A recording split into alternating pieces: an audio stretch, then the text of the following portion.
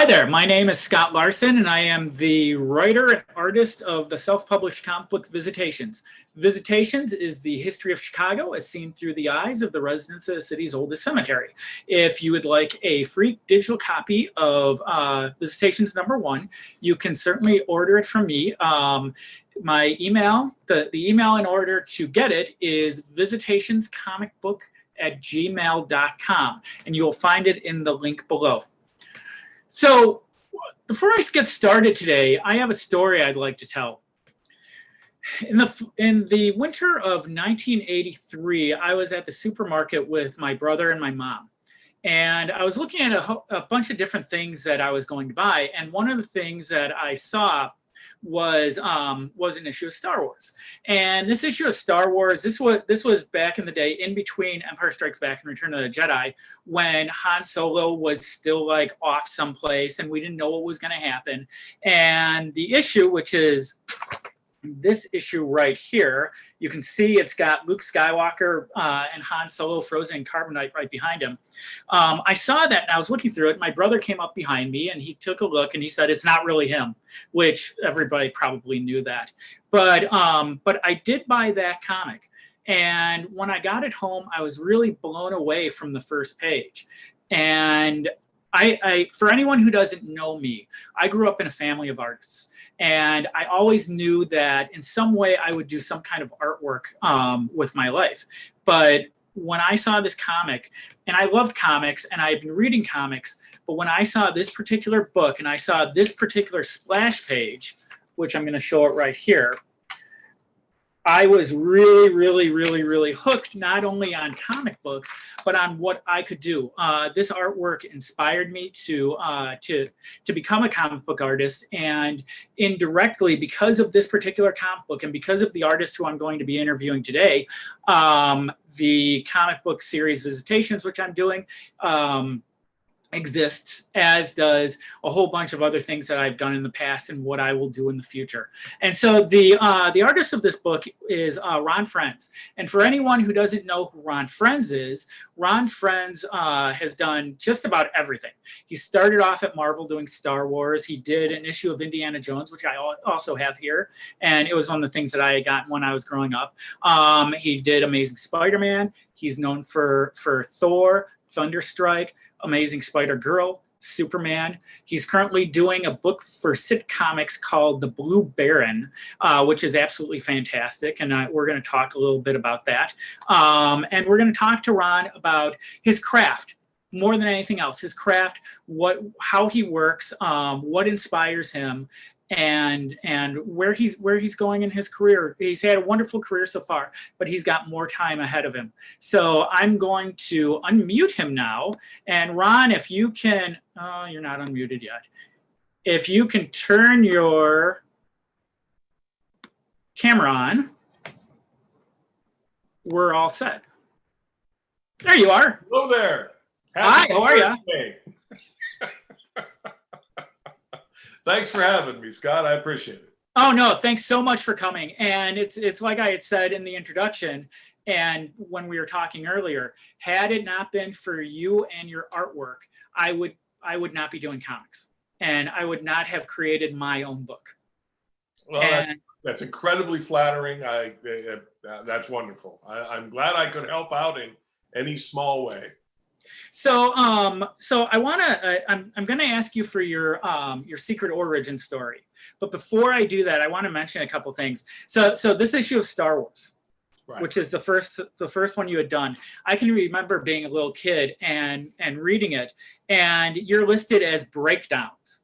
Right. And my dad was an artist, and I remember I was looking at him like, what are breakdowns? And he came over and he looked and he said, well, it's probably penciling. Which it is. But it was one of those things where it really inspired the questions. What is this? What is this person doing? How does this stuff go? And I want to talk about this splash page and a couple of other images that you have in some of your books that absolutely take my breath away. But before I started asking those questions, tell us a little bit about yourself. What was your first comic book experience? Was it a movie or a TV show or an actual book? I had a brother have a brother, thankfully, who's 3 years older than I am. And we have discussed it, and we have come to the conclusion, apocryphally or not, that one of the first comics we can remember is a 1964 World's Finest comic. And we remember the gist of what was on the cover. I recently bought another copy of it for myself, and it was from 1964, which means I would have been 4, he would have been 7. Mm-hmm. So he obviously must have been responsible for bringing it in. And we never looked back. He enjoyed the storytelling and the heroes and the characters. We were, of course, big fans of the Superman TV show that was in syndication, and with George Reeves. I don't remember a time when I wasn't fascinated with drawing. Mm-hmm. I was born with a pencil in my hand, and oh my God, did my poor mother suffer for it. But anyway, yeah, it's one of those things where a lot of people can remember when they picked up the pencil and when they got curious and when they started drawing. I can't. It's been a part of my DNA from day one, and I don't know. We don't know exactly where it came from. Apparently, I had an uncle that painted, a distant uncle that painted or something. But beyond that, there is no real. My oldest brother, who's 13 years older than I am, had some artistic ability. My brother, who's 3 years older, had some artistic ability. My sister had some artistic ability. None of them chose to pursue it in any real way. So I became a big comic book fan. I always loved cartoons and animation, especially the Hanna-Barbera adventure stuff with Space Ghost and Herculoids and Samson and Goliath and Birdman, and I loved all that. The Alex Toth designed characters and everything. Oh, I didn't know that at the time. And somewhere in '67, not when it ran on network, but when it went into syndication, at like 7:30 every weekday morning, I discovered the Spiderman cartoon. My brother and I would get up and we'd get ready for school, and we'd sit and eat our cereal and watch the Spiderman cartoon on TV. It always started with that in color banner, but we had a black and white television. But I believe that's how I discovered Spider-Man. And once I discovered Spider-Man and then bought my first couple of Spider-Man comic books off the rack, I became a Marvel guy and a Spider-Man fanatic. Do you remember what those books were? I remember this. I don't know numbers well. It was in the numbers at the end of the 60s, the decade, and in the 60s for the numbering. Okay. It was the issue of Spider-Man where Kingpin has him by the ankles and he's swinging him around. It was called Oh Bitter Victory. It's number 61. 61. That was the first one I bought off the racks. Before that, I had seen some Ditko reprints from a neighbor kid that we used to trade comic books with and stuff. But that was the first one I bought off the racks and was just hooked for life. And at that point, comics were 12 cents. My brother and I could take our allowance on a Tuesday night and go down to McKnight Road outside of Pittsburgh here in the North Hills and go to a National Record Mart, a Sun Drug, and a local newsstand and pick up pretty much every Marvel and DC comic we could find. Our dad was very long-suffering and very generous and would drive us around to pick up the books. And we collected our entire childhoods. When he went off to college, he took most of the DCs with him, and I kept most of the Marvels. And we've just been in comics ever since. So from the time I was like 6 or 7, if you asked little Ron Frenz what he wanted to do when he grew up, it was to draw comics, work for Marvel Comics, and draw The Amazing Spider-Man. And by the time I was 25, I was doing that. So it's all been downhill from there. Mm-hmm.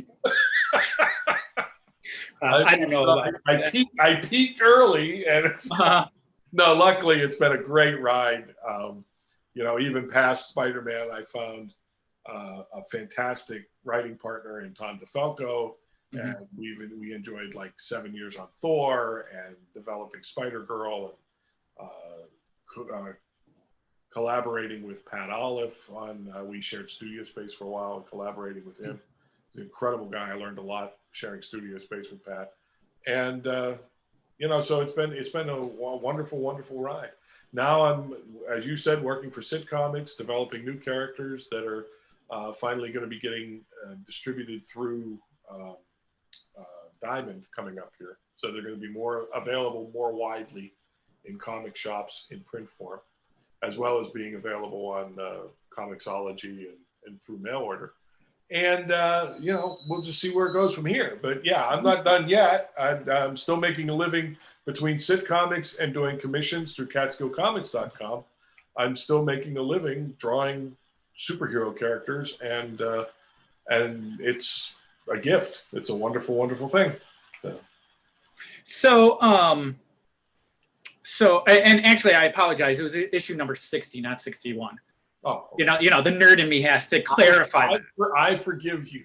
Thank you.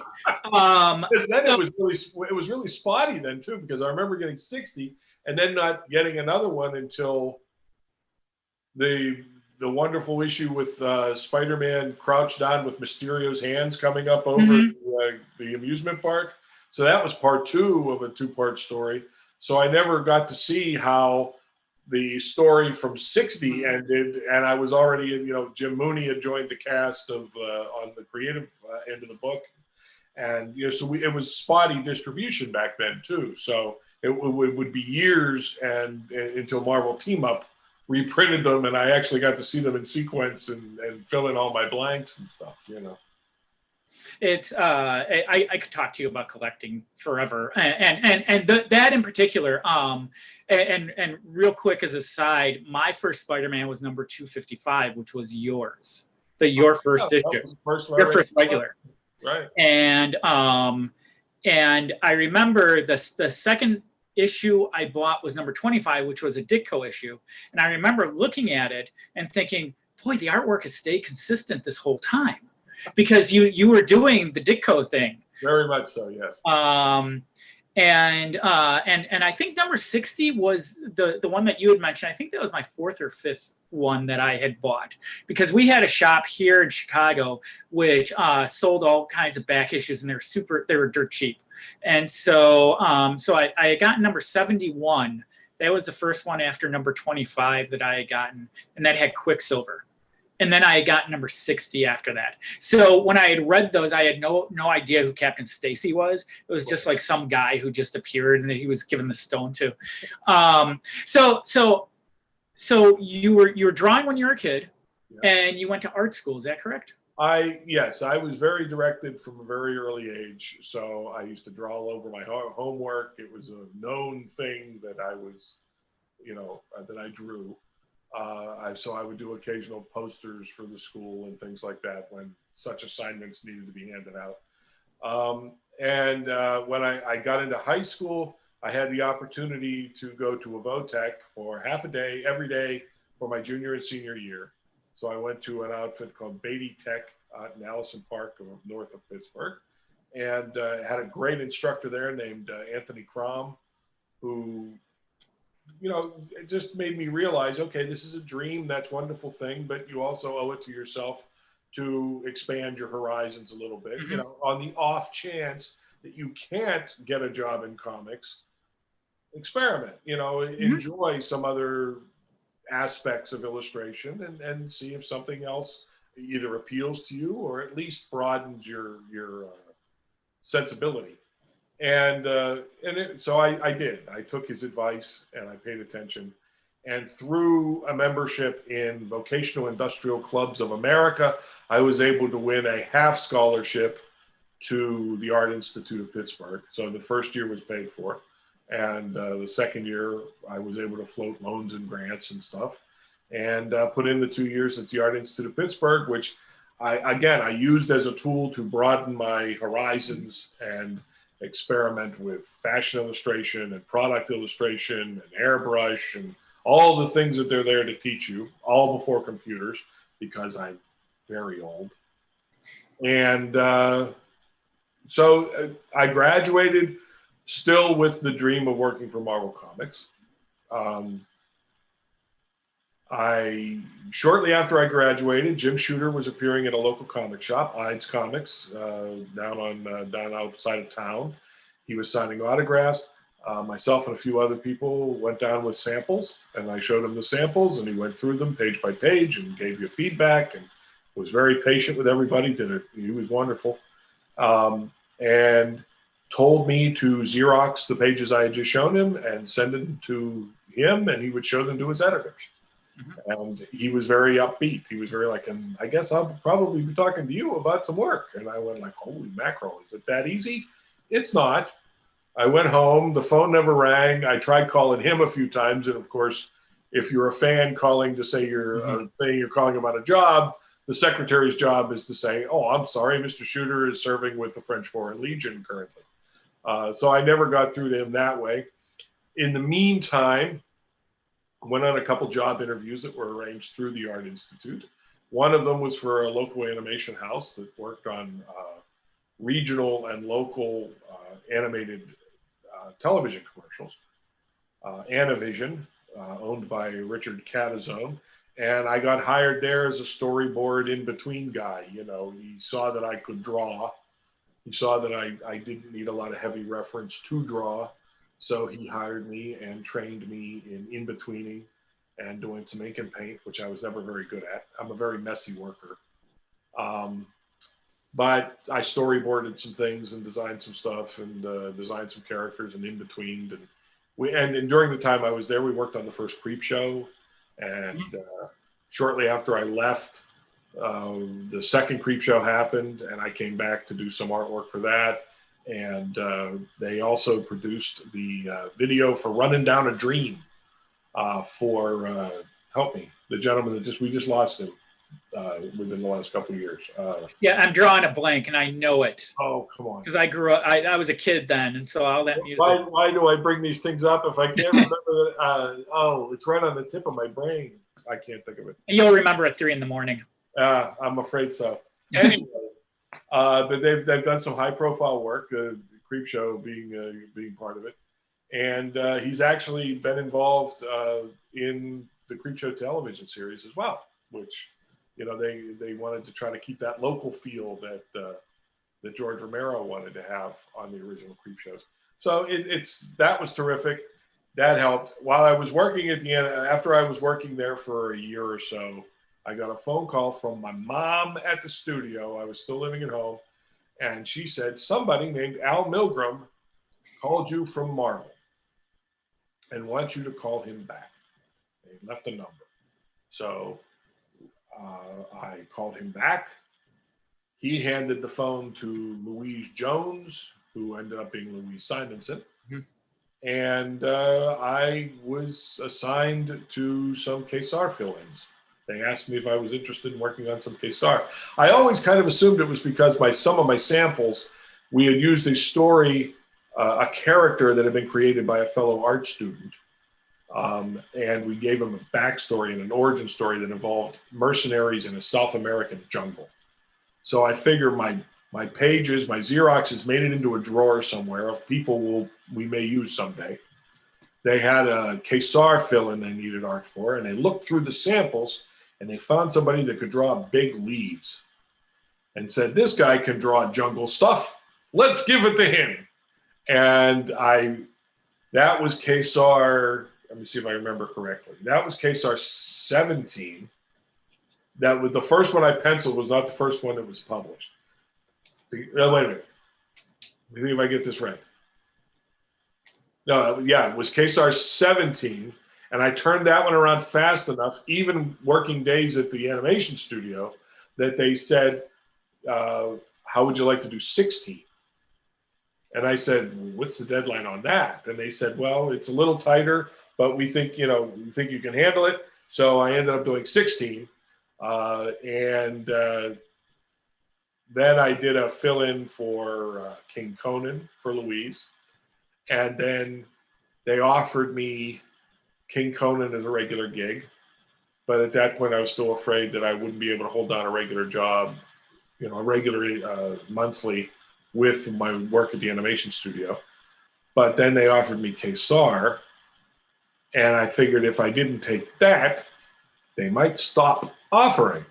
Mm-hmm. So I took Kazar, and if we weren't really busy at the studio, Rick Catazone was incredibly generous with letting me work on my Marvel stuff at the studio as well, and use some of their resources and everything. And of course, at that time, Marvel was sending me the board and, you know, all that kind of stuff. But I did use some of their enlargement projectors and things like that, and would occasionally avail myself of some of their Xerox machines and things. But and then I started working regularly for Marvel. I did a regular run on Kazar, and that became Star Wars through Louise. And then somewhere along the line, Tom DeFalco hired me for Marvel Team Up briefly, which became like a Peter Parker fill-in, which became the kid who collects Spider-Man, which became being offered the regular Spider-Man gig, with well, actually regular meaning for 6 months, while John Romita Jr. went and got X-Men up and running.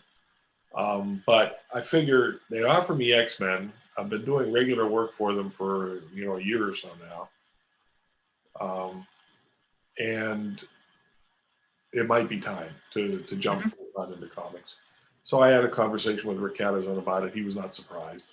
He always knew that was where my heart was, and was very, very forgiving.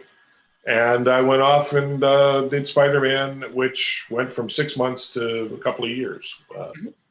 And yeah, it's been wonderful. I mean, you know, people talk about, you know, they kind of sarcastically say, living the dream. I'm doing that, I guess. I'm living the dream. You know, I mean, I'm working in the industry that I always wanted to. I was always very directed about it. I mean, I do remember a friend from high school seeing him as an adult and he made some comment kind of rather snidely about, well, Ron, not all of us are going to fall into our careers like you did. And it annoyed me only because obviously one of the things that helped me is that when I was 6 or 7, it wasn't a pipe dream. And I didn't have anybody telling me it was a pipe dream. You know, Brett Breeding, as an example, to drop one name, you know, when he told his family he would like to work in comics someday when he was a fan, they laughed at him and told him nobody works in comics. You know, my mom was a very sharp lady, and she realized somebody is doing this. Somebody is producing these magazines, and I doubt they're doing it for free. You know, so this is a viable, rational branch of commercial art. So why would you, you know, piss on a kid's dream? You know, that kind of. So they never did. They supported it.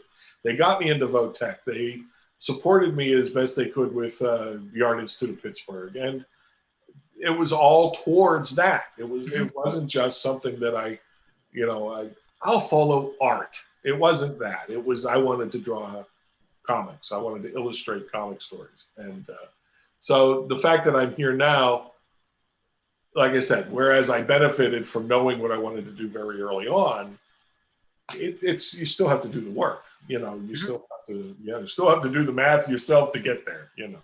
So. You know, it's interesting, and you said something that I'm going to ask you a question about, but I want to make a really quick comment about how fortunate you were to have people who were encouraging you. And you know, I mentioned that my dad was an artist, but my dad was an artist who never did anything with it. And so, you know, the story around my house was, well, you can be an artist, but you know, it's just not going to happen. So, you know, you better be careful. You know, you should plan for something else just in case. And that kind of stuff can be really limiting to somebody, whether it's intentional or not, because it's one of those things where you're walking through life and in the back of your head, you're always thinking, oh, I don't know if this is a real thing. I don't know if this is a real thing. Right. And I think that, you know, artists tend to be a little bit more emotional anyway. I call it the crazy artist gene, because we tend to look at life in a different way than most people do. And I think, and whether it's dreams or thinking that, there's some kind of divine intervention or something, we're kind of looking at the world from that perspective. It's never, a lot of times it's not just like, here's the plan, boom, boom, boom. We're not going off and selling stocks. So it's a little bit different and it's a little bit foggier. And so the fact that you were able to have that, and obviously we talked a little bit beforehand and encourage that, is fantastic. I honestly give my mom a lot of credit, my father as well, because my father was a paper salesman at the time as I was growing up. So there were always reams of paper around for me to draw on, Mm-hmm. So that was one thing that they enabled me with. But the other thing was, I do think my mother and my father had a vision, had an idea that what I was talking about wasn't just, I want to draw for a living. Mm-hmm. What I was talking about was working for Marvel Comics and drawing these comic books that were real things that they saw coming into the house, that were produced. So it was a commercial art venture that obviously people were getting paid to produce these things. They didn't know how much people were getting paid to do these things, but they knew people were getting paid to do these things. It was my grandmother, my mother, my father's mother, God love her. She was a wonderful woman and I love her deeply. She thought artist meant I should be painting fruit and covering bridges and all this kind of stuff, and didn't understand the spacemen and the superheroes and all that kind of stuff. And my mom would tell me that she would occasionally say, shouldn't he be studying art and painting fruit and all this kind of stuff? And my mom would defend my decision making in that, no, he's actually centered on something that people get paid to do, possibly more so than people who paint covered bridges and fruit. So let's see where this goes, and would even run interference for me occasionally. So, I can't thank them enough, and I can't underplay in any way the support that I did get, tacit or otherwise, that I wasn't being told by anybody. I mean, I had that brother that was 3 years older that was a comics fan that was constantly blowing sunshine up my ass. I mean, he was telling me how great I was before I was ever anywhere near great, which, you can't overestimate how important that is, to the development of, a sensitive artist kid. You're absolutely right. And I have never failed to acknowledge that kind of support as being something that not only played a huge role in me succeeding, but also sets me apart from some of the other guys I've talked to who still ended up the same place, but had a tougher path because they didn't get that support, So I'm very thankful for that and very aware of it, very humbled by it.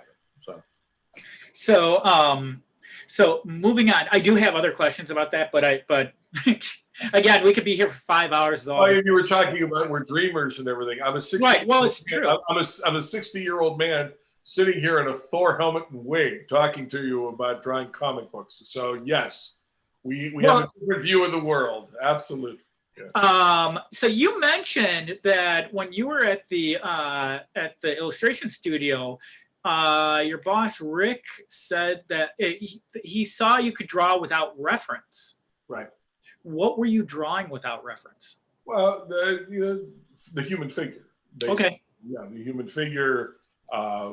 He saw some sample pages that I had done, and he was asking things about, how much did you reference this? Because some guys have a real hard time. Other branches of illustration, they have to at least have one of those wooden models, to do the human figure or to handle a perspective on something. But growing up with comics, I learned about, extreme perspective, and I learned the basic anatomy of the human body and could place it in dynamic positions and, and all that. And even had a basic grasp of perspective to the point where, I could lay out a panel of a storyboard for a commercial in no time flat, of people standing there at a desk and all this, without having to do copious reference, because that was before the internet too. So, Sure.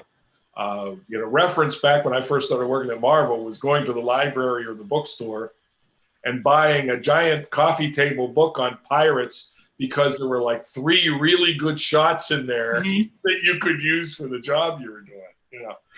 So now that's not a problem. These kids today don't know how easy they have it.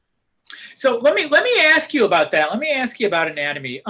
So when I decided that I was going to get serious, I started grabbing a bunch of anatomy books, and you know, Bern Hogarth and George Bridgman, Right. who I really got a lot out of.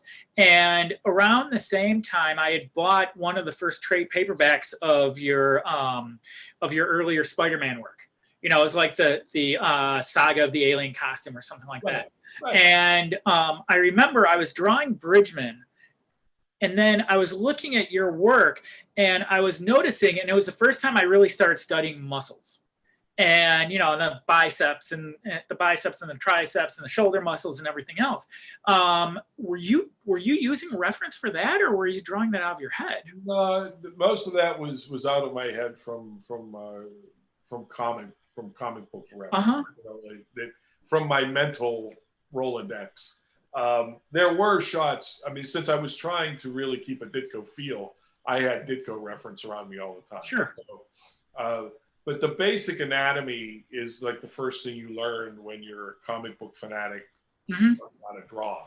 You know, you get to a point where you can draw a passable human figure beating the crap out of another passable human figure. And then you go, you know what? I need to start working on backgrounds. I need to start working on women. You know, I remember, I don't remember what age I was. I must have been like 11 or 12. And realizing I don't know how to draw girls. So I started paying attention to like the Black Widow strip and Amazing Adventures by Don Heck. And I tell you what else, I was buying Harry Lucy Archie comics. Dan DiCarlo and Harry Lucy were 2 of the illustrators on Archie. And they had the human figure down to simple line work, which was like Romita's secret, is the economy of line that it takes to draw an attractive female figure, you know. But I remember making that, having that realization that I have to start practicing girls if I want to do this for real, and I have to at least be able to look at reference and draw a horse, or look at reference and draw a car. You know, I remember those moments of those tiny little epiphanies of, if I'm going to be serious about this, I can't just be drawing, you know, overly muscled figures and hiding the feet in the grass and, you know, faking backgrounds and stuff. Now, I look back on the samples that I showed Jim Shooter, and I was faking the crap out of backgrounds. I mean, I wasn't referencing things enough, and I wasn't, you know, dressing the scene enough. But obviously there was the rudiments that were there that he saw somebody that he could work with, you know. And you know, the other interesting thing at the time in 1983, when or 82, 83, when I first got those assignments, is they didn't have a lot of time to teach you anything. I mean, you turned in the work. If they liked it enough, it went to an inker, it got printed. And, you know, at one point I was talking to Louise Jones, and I said, am I doing okay? Is the stuff? He said, Ron, if you weren't, we wouldn't be sending you more work. You know, that kind of thing. Do you have any specific questions, Ron? And I would say, I don't know. I mean, if everything's going okay, you know, that kind of thing. It really wasn't until I started working with Tom DeFalco that he, you know, he has very much the teacher in him. He's an amazing, he's got a natural mode of mentoring. Maybe because he's been on editorial levels for as many times as he has during the course of his career. But, you know, he does espouse knowledge to you. And I just learned a lot about storytelling. And I think it was when I really started to think about it. And what was interesting to me is, it's not rocket science. What I am being paid to do is to tell the story as clearly as possible. Now, what that boiled down for me as a young illustrator still living at home with my parents is I would use my mom. And if I had any doubts about a sequence being clear, I would show it to my mother, who was not comic book literate. She was an intelligent woman. If she could look at the pictures and say, oh, this guy's mad at that guy, they're having words about something. Oh, and he slams the door on his way out. And okay, now we're across the city with Spider-Man, blah, blah, blah, blah, blah, whatever it was. If she could tell me what was going on, then I knew I did my job as a storyteller. And the idea is to you know, what's the old keep it simple, stupid? The KISS method. The KISS concept. That is very true of what we do in comics. It is so much easier to overwork the plumbing, especially with storytelling. I mean, to this day, I see beautifully illustrated pieces where you look at the page 3 times and you go, wait a minute. And sometimes it happens because it's in the script. You know, it's a full script, and the full script says the crowd looks shocked at what has just occurred, right? So the illustrator does his best job of doing a shocked looking audience at what just occurred. And the editor has read the script, so he knows what that's supposed to be. And it goes through that way. But as the reader, you're sitting there going, what's happening here? Why? Because they didn't look shocked to me. So I'm wondering, why do we have a shot of the audience here? You know, that kind of thing. And you know, that you have to be aware at all times that you're communicating to people that aren't in the room at the moment. You know, right. If you've ever watched like a TV show or a film, and you wonder, how did it happen that I can't understand what that guy's saying in that scene? I had to turn my my closed captioning on because I couldn't catch that line. They spent, you know, $400 million from the special effects for this movie, but they didn't have somebody on set who didn't read the script sitting next to the director who could turn to him and say, I couldn't understand what he said. Because when you think about it, everybody on the set has read the script, so they know what he's saying. But so there's nobody there to say, I don't think the audience is going to catch that. I don't think they're going to know what he's saying. And we have to be aware of that. You know, as we're doing our little puppet show, we have to be aware that it is as clear as possible to the back row. And that's my job. My job is to take the story that the writer has developed or that I have developed with the writer and communicate it in pictures as clearly as possible.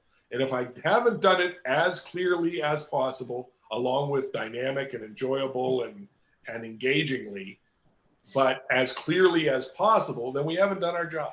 That's the commercial aspect of it. It has to serve the function of telling the story.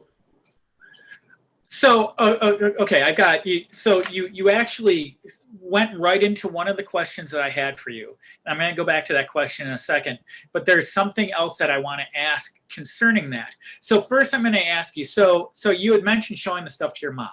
Right. And I knew that you had done that because you had said it on a previous interview I'd listened to. And then when you said that, you made an allusion, I believe, that you realized that that wasn't quite the right way to tell a story. And correct me if I'm wrong on this, but it sounded to me that you mentioned that you were showing stuff to your mom, right, but then you found out that there was another element that you had to bring in. Or do I have that wrong? I'm not sure where the leap is in there. But if my mom could understand what was going on, if my mom could describe what was going on to me, and she was correct, you know, even that came down to even expressions on people's faces. You know, I mean, if she was able to read what I was trying to communicate, then I knew that I had successfully communicated. Okay. It really didn't go much further than that. I knew I was on the right path. If she couldn't tell what was going on, you know, then I could say, okay, no, he's not supposed to be pissed. He's actually supposed to be bemused, you know. And she goes, oh, okay, no, I'm not getting that. So that's where you sit down as an illustrator and you get a mirror and you go, okay, what's bemused look like? You know, and you play with the eyebrows, and you know, and I tend to have a reputation for being fairly broad with that kind of stuff, because I think comics are a broad medium. They can be wonderfully subtle and wonderfully personal, and I think Tom and I have done our share of those kinds of stories. But you know, for the most part, I enjoy the broad nature, the pantomime nature, the dynamic pantomime nature of Marvel Comics. You know, Jonah Jameson freaking out is one of the most fun things in the world to draw. You know, and if I had to, I'd want it to be by Sal Buscema. You know, because he drew Jonah Jameson freaking out better than anybody. So, you know, that kind of you know, you have to pay attention to the acting. You know, I mean, I in one of my interviews, I talked about the fact that I got put in my place a bit because I was certainly overstating it. At a convention, I was sitting with Jo Duffy, who I worked with on Star Wars. Right, she was the writer on Star Wars, and she was, you know, we were sitting next to each other, and we were at a panel discussion, and somebody asked about illustrating and drawing and telling stories. And I said, you know, in a way, I feel like Mark Hamill and I have shared the experience of playing Luke Skywalker, because, you know, as you have to be acting the characters as you draw these things. And even Jo Duffy turned to me and went, "What?" You know, that kind of thing. So I got ribbed for it, and I deserve to get ribbed for it. But there is an element of truth in that with every character.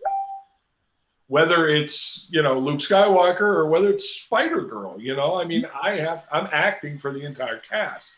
I have to tell the story with gestures and body attitude and everything else. And so that leads into the second question I had for you, which was literally acting. And so one of the things that I found that and I'll speak for myself, that attracted me to your work was, for lack of a better way to put it, some of the overacting of the characters. And I'm saying overacting because they were very expressive with their bodies, and specifically, and with your stuff, and no one ever talks to you about this, is your hands. The way you draw hands are very, very expressive, and I don't think there's anybody else, you know, on this side of Ditko for sure, who expresses something with hand gestures the way you do.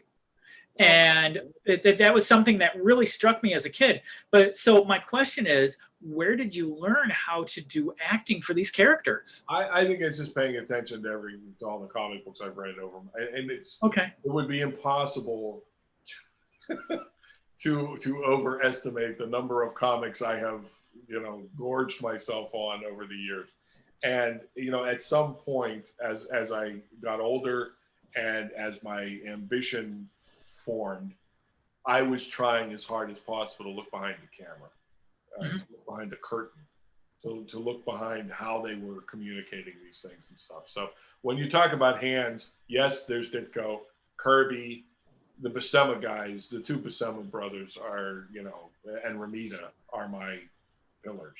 You know, they're the ones that I really took to and aspire to.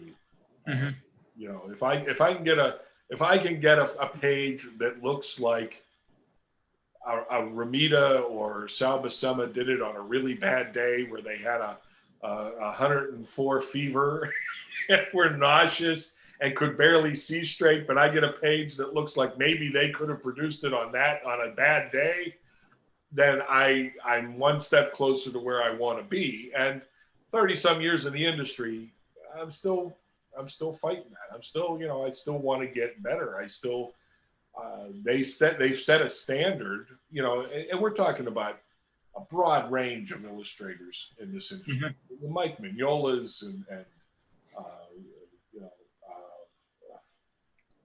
oh my God, I can't. The Spirit, Will Eisner, you know, guys like that. that just mastered this medium. We didn't, because coming into the industry in the 80s, there was a lot going on. There were the Howard Chaykins and the Frank Millers that were taking us more cinematically and stuff, but still experimenting with the graphic nature of what was going on and all that. And that's wonderful. But, I don't think comics need to go and become more like movies, because there are things there is a reason why the things that comic books were doing in the 30s, 40s, 50s, and 60s, movies have only been able to do for the last 15, 20 years. People ask me, when the Marvel movies started hitting big, why now do you think? Why do you think now? And I said, because this is the first time that CGI has given them the first opportunity to do it well, to even come close to what Jack Kirby was putting on a double page splash, that kind of thing. That's why the technology has caught up with the imaginations of your Kirbys and your Eisners and your Ditkos. That's why. That's it. So I forget the question. Okay. I thought it was. I was asking you about acting. Paying attention to the guys that came before me are where I've learned the acting. But also, you watch TV. You pay attention to. Turn the sound off on your favorite movie. Turn the sound off on Raiders of the Lost Ark. Turn the sound off on an episode of Bonanza or a sitcom, and watch what they're doing. I used to do that. That was suggested to me by somebody. I forget who. It might have even been in an interview with John Romita or something like that. But I read that, and I've done it, and it's a great exercise. And yes, I tend to be fairly broad with it. I love people gave me some criticism for like the pinprick eyes to show shock, like you just put because yes, literally the eye does not do that, literally that does not happen, but it increases the white of the eyes. It makes it obvious that person is doing what you're doing, and the gaping jaw, it's exaggerated. That's what comics are. You're not going to find Galactus walking around in everyday life either. So yes, when you're doing this and you go and you have your characters overreacting, I understand they're overreacting. Because that's what I'm trying to communicate to you. So. Okay, again, I could ask you like questions about that all day long, and I got them. I wrote down like 50 different questions. So, but there's a couple other things that I'm curious about. So but before I say anything, so there are 3 images of yours specifically, and I mentioned this in the introduction, that absolutely take my breath away. And the first one is that splash page in that Star Wars book. Okay. And I think it's because the faces are so close to the camera, and then you've got like the little figures.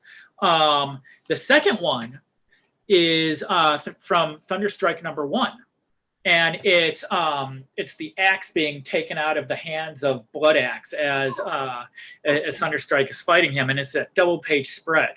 And the third one was from Amazing Spider-Girl, where Mayday isn't Spider-Girl again yet, but yet she's like coming off of a building, and you almost have to turn the page around to understand exactly what's going on, because she's coming at you, but the building is upside down. And it's this really, I remember I was going to work, and I was on the bus or something like that, and I'm reading it, and I'm like, and it was really, really cool. So I want to dial back, and I want to talk about that first issue of Thunderstrike, and what I want to talk about. And I'm gonna ask you a question about that. Don't take it the wrong way before I ask. Okay. But that issue in particular, that was right in the middle of the Image era. Right. That was 93. That was fall of 93 that came out, or the summer of 93. And that was right in the middle of the whole, the Image stuff was going on, and Superman was being killed and everything else. And the layouts in this book is, I've got it sitting right next to me. They're imaged out a little bit. And what I mean by that is there's a lot of splash page, there's a lot of turning, there's a lot of, and I'm going to make a comment, but then I'm curious to see what your reaction is. And the comment isn't a negative one. My sense with that era, with you guys who are working in that era, and you feel free to correct me if I'm wrong, is that there was a certain amount of direction you were given that you kind of had to move your artwork in that direction somewhat, the layouts and stuff like that. And what I see with a lot of different illustrators in that particular time is that there were people who were able to pull it off. And I think you were one of the people who was able to pull it off. And then it's like the new people coming into the business who didn't know what they were doing weren't able to pull it off. And I'm curious, from that experience, what do you think it added to you as an illustrator and as a comics illustrator? Because I know your opinion of the stuff of that era. But I'm curious, what did you take away from that? It was work, and you have to be careful ascribing. The industry is not one thing. It's not one person. Right. It's not one editor and everything. But there is no lie that when the image guys hit it big, there was, if not a push from editorial, there was a sense with illustrators that something's happening here. This is, there was no denying that readers were responding to this. And, we had already moved away from the 6-panel grid for the most part and everything, and the 3 tiers and everything like that. We pretty much moved away from the standard blocks of a comic, maybe from the 60s. But yeah, and the fact that we were debuting a new book in that atmosphere that was going to have, reflective foil on the cover, I was very much feeling that I had to embrace the vibe. Now, the only way I could see to do that, I mean, there were a few of the image guys that I really respect, but where I came from on that was I had a cable miniseries by John Romita Jr. on my desk. So yes, I was making some different decisions of where there would quite a few pages had like one large figure on it, even if that figure was static, and then the actual storytelling was happening in smaller panels along the edge, or some decision making like that, to try to keep it as visually interesting and there was a big look at me aspect to what the image guys were doing, and that's fair. I mean, that's what it's supposed to be, as long as you have a story that's going along with it, and as long as that story is still being told. We were also given extra pages to do the debut. And, Tom is a professional, so we didn't write ourselves into a corner. We were given so many pages for this double-sized first issue. So we wrote, he was able to plot a story that we were able to get plenty of story in, but still make room for splash pages. And that, pardon me, and that double splash and so all of that was baked in. All of that was, we want to grab you with the first issue, and it was never really intended that would necessarily be the look of every issue. I tried to maintain that measure of dynamics and everything, but when you get back to 22 pages and you want to tell a beginning, a middle, and an end every month, you're not going to have that much real estate to play in. So, you got to get back to what's important, which is always for me is going to be the storytelling. But yeah, that first issue of Thunderstrike was an experiment for me in, trying to walk a mile in John Romita Jr.'s shoes and pay attention to what he was doing specifically to address the let's call it the image dynamic, right? That kind of thing. So, and I mean, I thought he did it incredibly well. I mean, he was somebody that I really respected as an illustrator, who I really respected as a storyteller.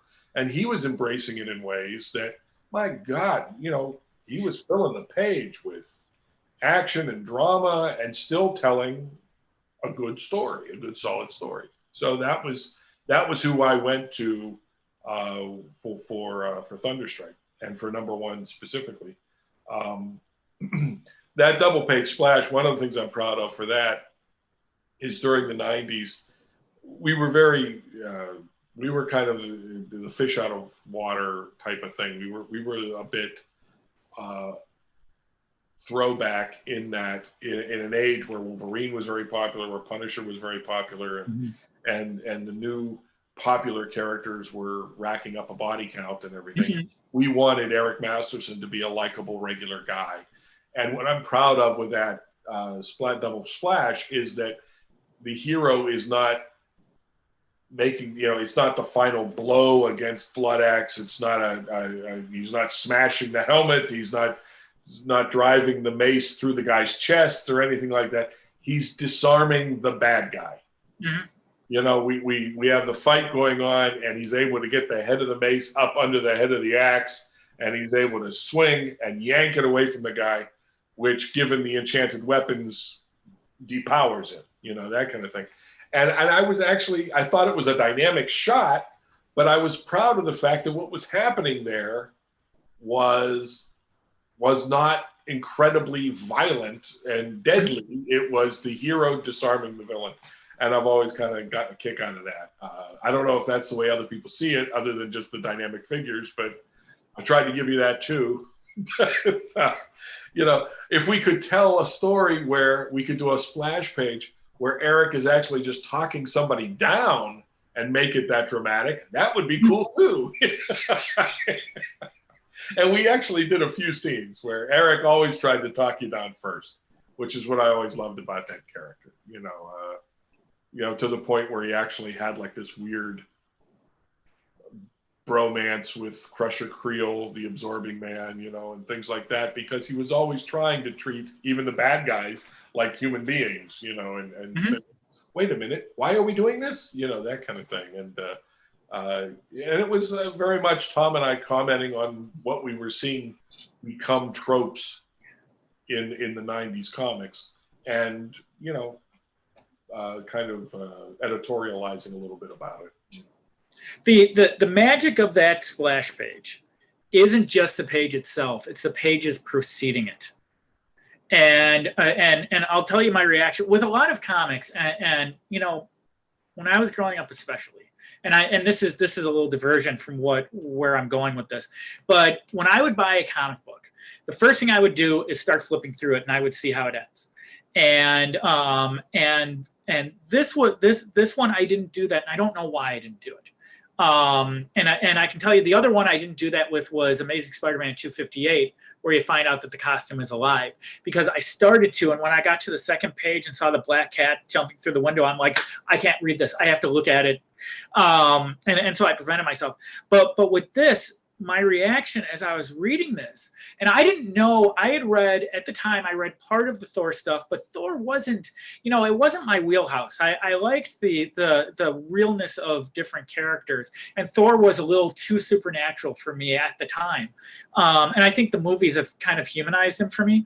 But I did get Thunderstrike, and I was reading it, and as I was reading, I'm turning the page, and I get to that, and then I get to that splash page, and I thought, my God, how fantastic this is. And it was because of the artwork, but it was also because of the pages leading up to it. And it was a wonderful experience. For anybody who's reading comics, it was one of those experiences where you're almost knocked off of your seat from reading it if you're doing it right, you know, if you're not peeking first and doing that stuff. But to go back to my question, what do you think carried over in your artwork from that era, if anything? I think everything becomes an amalgam of, you know, it all gets put into the memory bank. It all gets put into the processor. And it all becomes a part of the tools you have in your head to use. What always rules the day for me is serving the story that I'm telling. I'm not going to go in, and I'm never going to take a story from a writer that has been approved by an editor and say, I don't want to do that scene because this should be just a big splash page of Spider-Man or Banana Man. You know, I want to draw Banana Man crashing through a window, so I'm going to make that a splash page and screw this sequence where he tells his son he loves him. You know, that kind of thing. That never is going to happen with my pencil, because that, you know, what you're talking about as far as that splash page having an effect because of the pages leading up to it, that's storytelling. Right. You know, splash pages should always be there. Jack Kirby never did a splash page just because he had some extra collage pieces that he wanted to put on a collage. It was always part of the storytelling.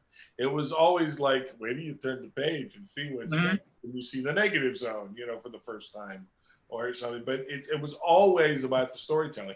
It wasn't just an excuse to do a pinup of the characters standing there looking cool. And, you know, one of the things that I've noticed with comics, they've been getting a little static for me, because there's some fantastic illustrators that are working in the field today. Just amazingly talented illustrators. But the dynamism, the dynamics of what made Marvel Comics isn't there. And it's not the particular shorthand, it's the dynamics of the action and the adventure, how it's being portrayed. They're not using certain tools that worked really, really well, whether it's Kirby Crackle or motion lines or impact lines or whatever it is. They're using they're trying to make it more photographic, and they're trying to make it, you know, more real for the reader. And, you know, all of those things are ambitious and worthy, but it doesn't read like a comic book to me. And I mean, it's a generational thing. Everybody loves the style of comic that was being done when they got into comics. It's a simple fact. That's how our brains get hardwired. You know, whatever first grabbed us about the first comic books we saw is hardwired into our brain. That becomes the way it should be done. And, you know, so I experience on my Facebook page all the time people who compliment me and say, why aren't you doing something current day? Because, you know, this is the way comics should be done. Yeah, this is the way we did our comics. You know, I mean, and comics are always going to evolve. And there's always going to be a variety out there, thankfully. You know, one of the reasons that I'm so thrilled to be working with Darren Henry in SitComics is because he's a child of 70s Marvel. He tried to hire, to do Blue Baron, he tried to hire Sal Buscema. Right. Sal was semi-retired, and he wasn't interested in penciling. But he said, you know, he and I were working together on Spider-Girl at the time, and he said, you know, but if you call Ron Frenz, if Ron Frenz is willing to pencil it, I'd be happy to ink it, you know. So, and that started the process. Darren contacted, apparently he was familiar with Spider-Girl, and he contacted me, and we started the long process of designing an entire universe of superheroes from the ground up. He has some incredible ideas, very fresh approach, very modern voice, but he's interested in telling all ages superhero stories that, you know, I think they're going to surprise you with the direction some of the characters go and everything. But, you know, he wants to tell clear dynamic stories of these characters, and that's my wheelhouse. You know, I mean, that's my sweet spot. So I am thrilled that I found a publisher that is interested in producing that kind of adventure story, that kind of work. And you know, so we'll see where it all ends up. Hopefully we'll find an audience that's as thrilled about working, you know, about reading those stories. So far, when we have gotten reviews and everything, people are appreciating what we're doing and you know, are liking the package that they're getting for the price that they're getting it. And so there's every reason to be hopeful that it's going to, you know, that I might be doing Blue Baron until I retire, if I ever retire. That's the other thing about comic guys. We never retire. I know. We draw until we croak at the board, and that's pretty much how it works, you know. Well, we had I had mentioned to you that I have read the entire series so far, And I think it's great. And like I had mentioned earlier, I like it because it is not a franchise character. I love Spider-Man. He's my favorite, and you turned him into my favorite, by the way, just the same way that that John Romita did with that issue that you read. You turned him into my favorite, and I love Spider-Girl, and I've loved all of the stuff you've done, but I have to say that I think that the Blue Baron is one of my favorites because it's a type of comic storytelling that, yes, it's something that you enjoy doing. It's not somebody like cutting off someone's head and there's blood all over the place and there's 3 panels a page. But at the same time, I feel that it's different enough from the stuff you've done before. And I think that when something like that comes along, it allows a creative person to stretch. And in that stretching, they come up with something new. So I agree that it's something that's kind of old school, but I also think that that there's enough different there. There's enough new there to find something really wonderful and spectacular without looking back to the past and nostalgia. Oh, absolutely, yeah. We're beholden to no one. We're not. This isn't a world where the Marvel superheroes exist in any way, shape, or form, or the DC heroes exist in any way, shape, or form. This is something that Darren has been percolating with for quite a while, and it has its little sitcom trope. It's classic comics with these little sitcom twists that make them different and interesting, and a trial for the characters involved, and I so far, like I said, I'm very proud to be here. I am positioned right now where I couldn't picture a better situation for me right now, because when those fans are being very kind and saying, why aren't you working for Marvel? A lot of the stuff I'm seeing produced and written for Marvel isn't necessarily something I enjoy. When I do raise my head at Marvel, it's usually with Tom DeFalco, because that's the sauce for me. That's the reason to do something for Marvel, is if I get a chance to work with DeFalco. And the 1 or 2 little jobs I've done that were written by other people, I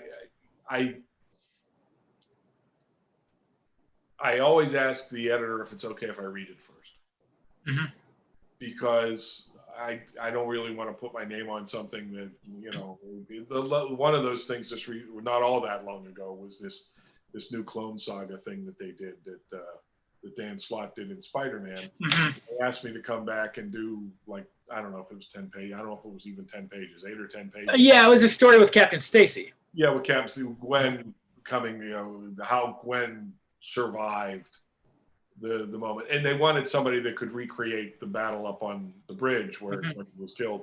So they gave me a call about it, and I wanted the one question I asked them was, please tell me this in no way has anything to do with the thing that had come out about Osborn and Gwendy. That they had their and stuff. I said, it doesn't reference that at all. They go, no, we're pretty much ignoring that. I said, okay. I said, because I don't want to play any part in perpetrating that any further against the reading public, because that was like some weird kind of short circuit that I'll never completely get my brain around. I think that, and again, this is a commentary on stuff. I think there's 2 different things that happens when things go awry like that. And I think one of those things is somebody says, wouldn't it be cool if? And then they run with it. Right. And then somebody else is just like, well, maybe we'll try something different. And I think that when those come together, it just doesn't work. Well, yeah, the part of the problem is that it's wouldn't it be shocking if, right? And quit going back. Move. I mean, one of the things I learned from Tom DeFalco, and he was absolutely right about it. Tom is right about a lot of things. I don't know if he's ever going to see this, but I'll admit it right here. DeFalco is usually right about stuff. Move forward. Instead of going back and you know, dealing with these characters and tearing these characters down from the past, invent new characters, create new characters. You know, why are we, you know, if they could have successfully introduced a new supporting character that everybody loved as much as Mary Jane, nobody would be, you know, would have been harping so much about getting them back together with Mary Jane. Right. But, you know, there were some attempts made. If that doesn't work, you know, I mean, Stan and John, they were throwing stuff at the wall, you know. They had Mary Jane and they had Gwendy. They wanted Gwendy to be Pete's girlfriend, and everybody liked Mary Jane better. So they gave Mary Jane a crappy haircut and all this. I always loved Gwendy when I was growing up. I have no problem admitting I had a huge crush on Gwen Stacy because she cared about Pete. She kept giving Pete all this rope because she cared about him as a person. And I always thought, wow, I can't wait to grow up and have relationships where you have somebody that watches your back the way Gwendy watches Pete's, you know, that kind of thing. So it's, you know, but move forward. I mean, one of the things Tom and I talked about while we were on the book was, you know, experimenting with the idea of trying to create a new Mary Jane. You know, is see if we could even come close to creating a supporting character for Pete that connects to different aspects of his personality that the fans end up liking. You know, I mean, we got lucky. The fans ended up really embracing Mayday. The fans really ended up embracing Eric when he was supporting character in Thor. That, you know, you should have been reading Thor once we introduced Eric because he humanized Thor. I was reading it when he was introduced. Yeah, and especially when he took over the powers, you know, that was a very humanized Thor. You know, that's kind of the way Chris Hemsworth is playing the character now. Was pretty much when Eric was Thor. You know, that kind of thing. So, you know, we got lucky with that kind of thing. And it comes from taking the chance, you know. And you're always taking a chance when you move forward. But moving forward has the biggest payoff, too, you know. That's what you're going to be remembered for, is coming up with something that was, you know, at least a twist, at least a new twist on something, you know, that moved everything a little bit forward. And yes, in comics, that's usually an illusion of change. It's movement, you know. Mary Jane had been out of the book for quite a while when John Romita Jr.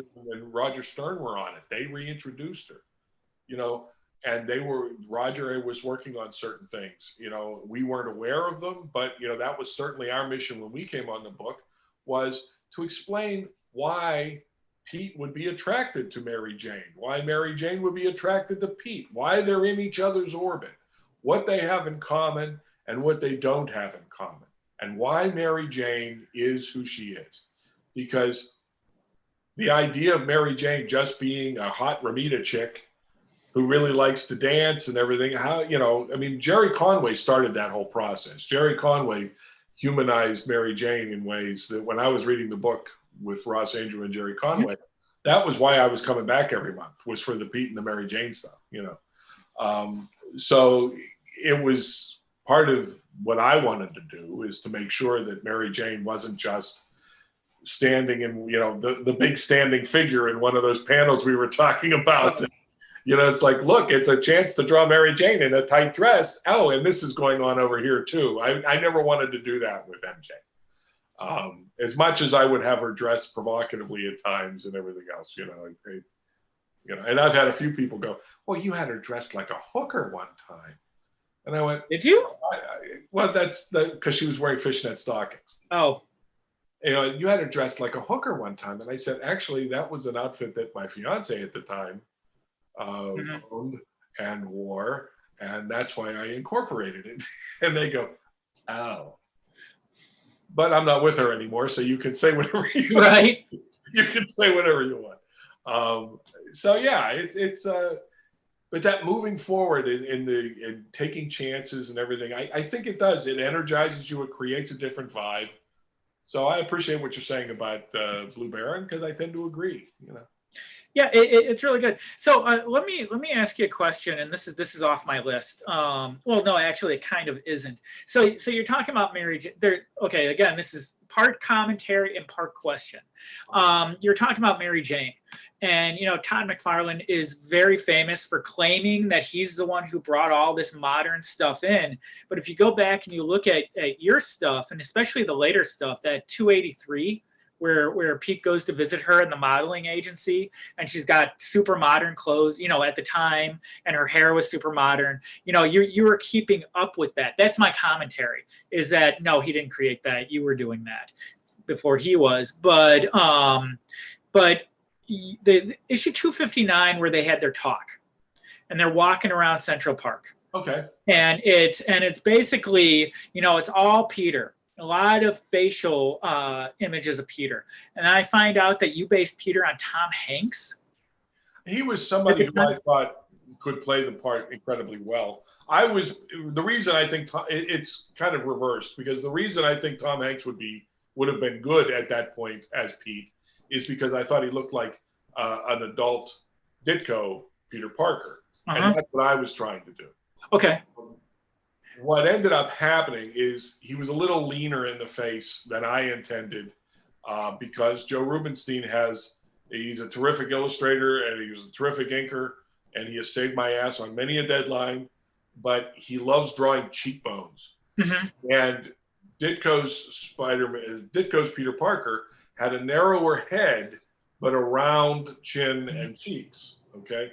And that's the way I was drawing Pete. It kept him looking youthful, and it kept him looking like an average Ditko guy, right?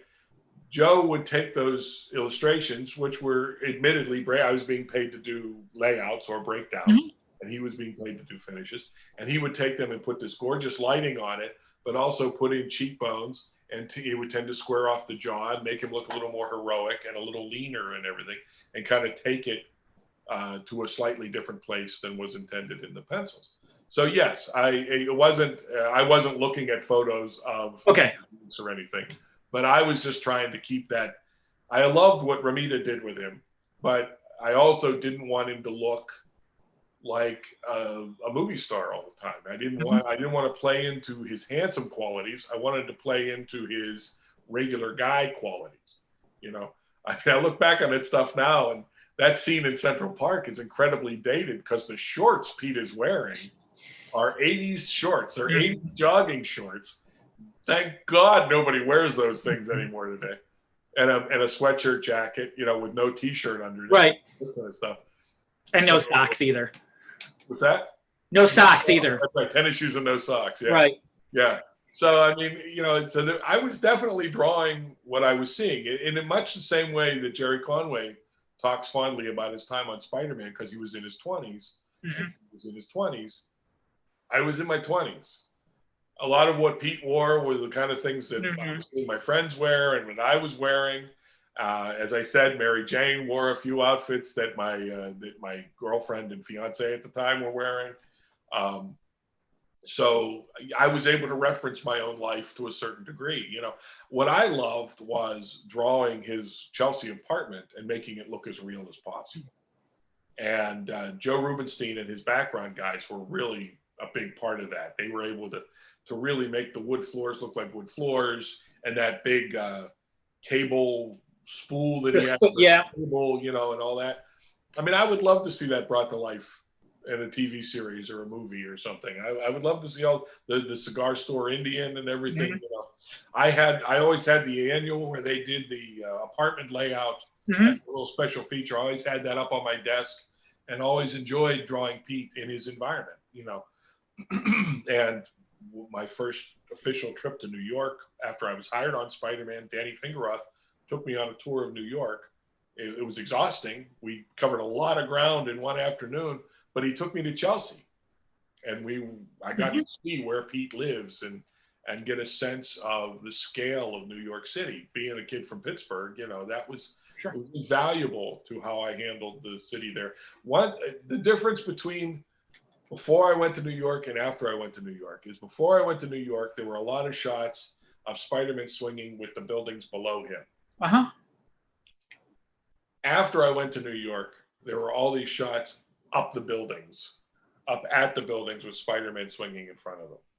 And as if you were on the street looking up, because that is just, you know, for a kid from Pittsburgh, I walked around like a rube, just kind of, holy mackerel. You know, I mean, everything was so huge and everything filled your field of vision. And that's what I tried to bring to the comic, and like the two-parter with Firelord. Mm-hmm. You know, I tried to bring that sense of scale and that sense of looking up at Spider-Man, looking up at Firelord as they traveled across New York City and stuff. So that it did change my perception a bit and everything. But and now one of my favorite things to do is to draw Spider-Man looking down, so you can see some of the street and you can see the roofs of some of the smaller buildings, and you can see Spider-Man moving in his environment up there. You know. So. When you took that trip to New York, did you take photos or do sketches while you were walking through the street? Actually, no. What ended up happening was we went to a New York bookstore, because I had looked, when I was hired to do Spider-Man, I looked at all the Pittsburgh bookstores, and I could not find a single photo book on New York City. I could find photo books on Pittsburgh, but not on New York City. Right.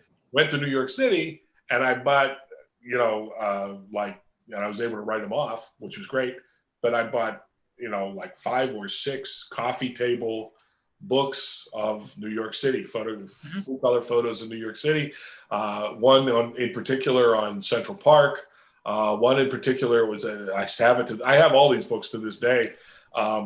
It was a black and white photo essay on New York's hidden rooftop world, which was like incredible reference for Spider-Man. You know, the trade paperback we did with the Saga of the Alien costume with Spider-Man on the edge of the building, right, and then Puma's on the back cover and everything. That's reference from there. You can't draw a water tower accurately until you've actually seen real water towers, you know, either in photos or in real life, because we don't have them in Pittsburgh. You know, they're just something from the movies, you know, right, something from the comic books. But yeah, I mean, that kind of reference is invaluable. I mean, you need to plug that in, and it really helps with the environment and everything. Absolutely. Absolutely. How much drawing from life do you do? Not as much as I should. Not as much as I should. I will occasionally on certain angles. The thing with me is I don't like, when I draw a muscular arm, I don't like to make it look like it's skinned. Okay. I don't want to see every muscle. So I still have, I used to have copies of Muscle and Fitness around the studio a lot. These days I have a couple of folders on my laptop of real anatomy, incredibly cut bodybuilders or gymnasts or whatever. And I still will pull, you know, this angle up here where Thor or Thunderstrike is holding this, but you want to show the tricep, and you want to show how the tendons go into the elbow and everything. I still pull reference for that kind of thing. Absolutely. You cannot, you know, you cannot do the best job possible unless you're looking at reference. And with the internet, you have no excuse for not finding reference. It's just, you don't. Sorry. Do the work. Going back to the Tom Hanks and Peter Parker, and I had watched that interview the extravaganza that the Spider-Girl guys did with the Spider-Man crawl space. That's why you didn't react when you saw me in my helmet. Yes, that is exactly why I didn't react. Otherwise, I probably would have. Well, I wouldn't have said anything, but I would have thought something. So you had mentioned to the cosplayer, is it Katie? Kelly McDaniel, who I was really impressed with her, and the stuff she was saying. You had mentioned that you were looking at you were getting like girl magazines for the clothing, but you also mentioned that there was a certain actor or actress, however you want to put it, who you kind of based her off of. How Spider-Girl or Mary Jane? We're on Spider-Girl. It was Mandy Moore was Right. a singer actress who's on This Is Us, playing different ages as the Right. mother in This Is Us. But yeah, she was somebody who was showing up in a lot of teen magazines at the time, and so yeah, I mean that was somebody that everybody kind of thought, well, at the time Spider-Girl started up. It's like, well, if we ever got lucky enough, yeah, she'd be great, that kind of thing. But the problem is that these actors are, I call it evergreen casting, because they age into the role so quickly that, if it drives me crazy, because I don't want to just dismiss the question.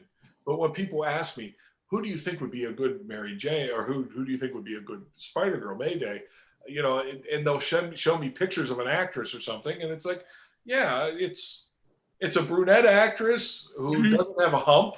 I mean, I'm sure she could do it. I mean, any good most of the actors that have nailed the casting of these characters and everything are people you didn't know about before. Sure. So you'll have a cattle call, and you'll pare it down to the top 100, and you'll get it down to the 15. Usually these people know what they're doing. They know what they're looking for. So I don't feel like it's my job as the co-creator of the character to have an opinion every generation as to who should play this character. And a lot of my choices are incredibly average looking people. They're not, I'm not casting because she should be really hot, or or the hottest girl in the room or something, because that's not who Mayday is. So with your characters, whether it's the Blue Baron characters, or whether it's the Spider-Man characters, or whether it's the Thunderstrike characters, when you start, or you start working on these characters, do you sometimes like flip around and be like, oh, that guy would be good, maybe I'll use that person as kind of a test model for this character? Or you do? Yeah. Oh, definitely. I will have people in my head. Okay. That that I'm picturing. I'll tell you. We spoke a little bit before we went live. You're aware of illustrator Dan Horn? You mentioned, he does incredible fantasy paintings and horror paintings and everything. He's an incredibly talented guy. We grew up together in Pittsburgh, and I don't know how tall Dan is. He's probably like 6 foot. I'm 5'10". He is an incredibly warm and friendly guy, a great sense of humor, and he speaks very gently for his size and for his handsome demeanor and everything. He speaks very gently. When I drew Thor, I was thinking of Dan Horn. I was thinking of this guy I knew who was bigger than me, and yet was my best friend, and was compassionate and loving and caring and sensitive and stuff. And that, so yeah, you always are thinking of someone. In some cases, characters are actually modeled after friends. When we created Code Blue, the lead character in Code Blue is a friend of mine who owned a comic shop at the time, who I unfortunately don't see him much anymore, but his name was Mark Allen. And so we created Marcus Stone, and I actually took Polaroids of Mark. If anyone remembers what a Polaroid is. I actually took Polaroids of Mark and had a kind of a collection of photos of Mark from different shop appearances and stuff, from shop openings, that I used reference of Mark for Marcus Stone.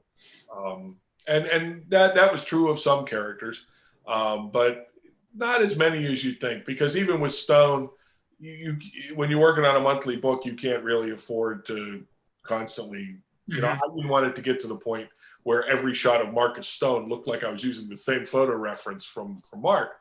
So you have to get him down to a science. You have to get him down to a proportion, and you have to learn how to draw him just like you would an animation character or something, so you can do the character convincingly and make the character look like the character.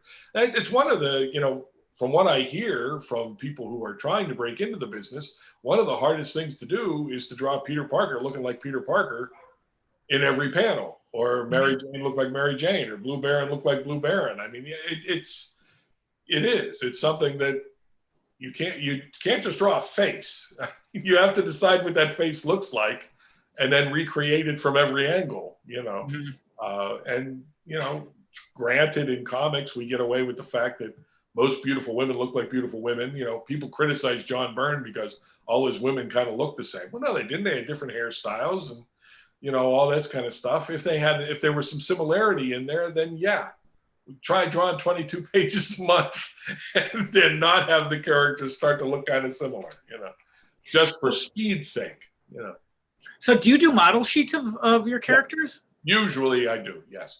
Whether it might not be a complete turnaround.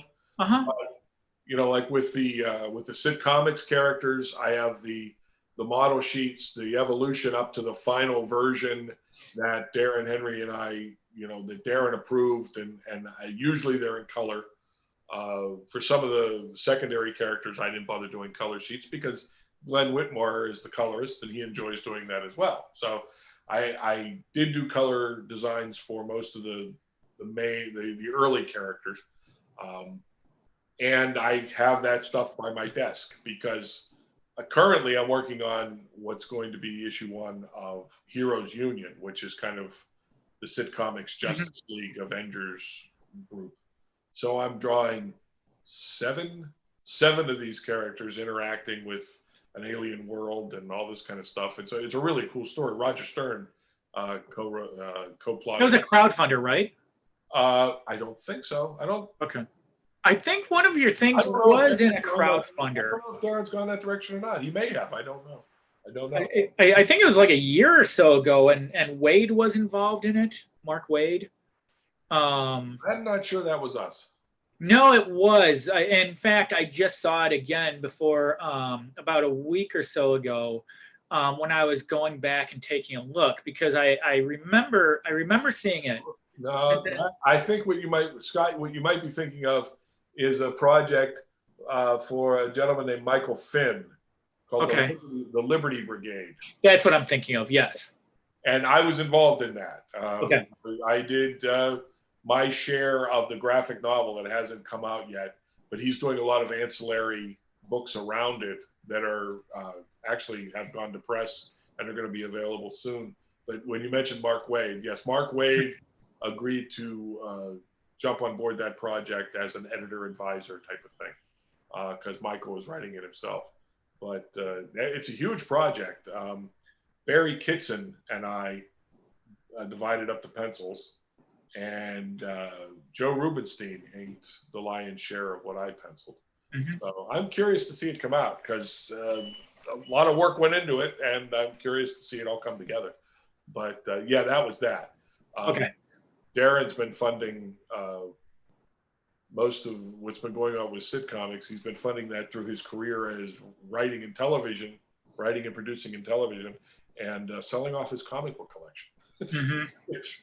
It's kind of like, cutting out your heart to hopefully build a new one, that kind of thing. So I really feel for him on that. That's a tough one. I'll tell you a really quick story about that if you don't mind. About a couple of years ago,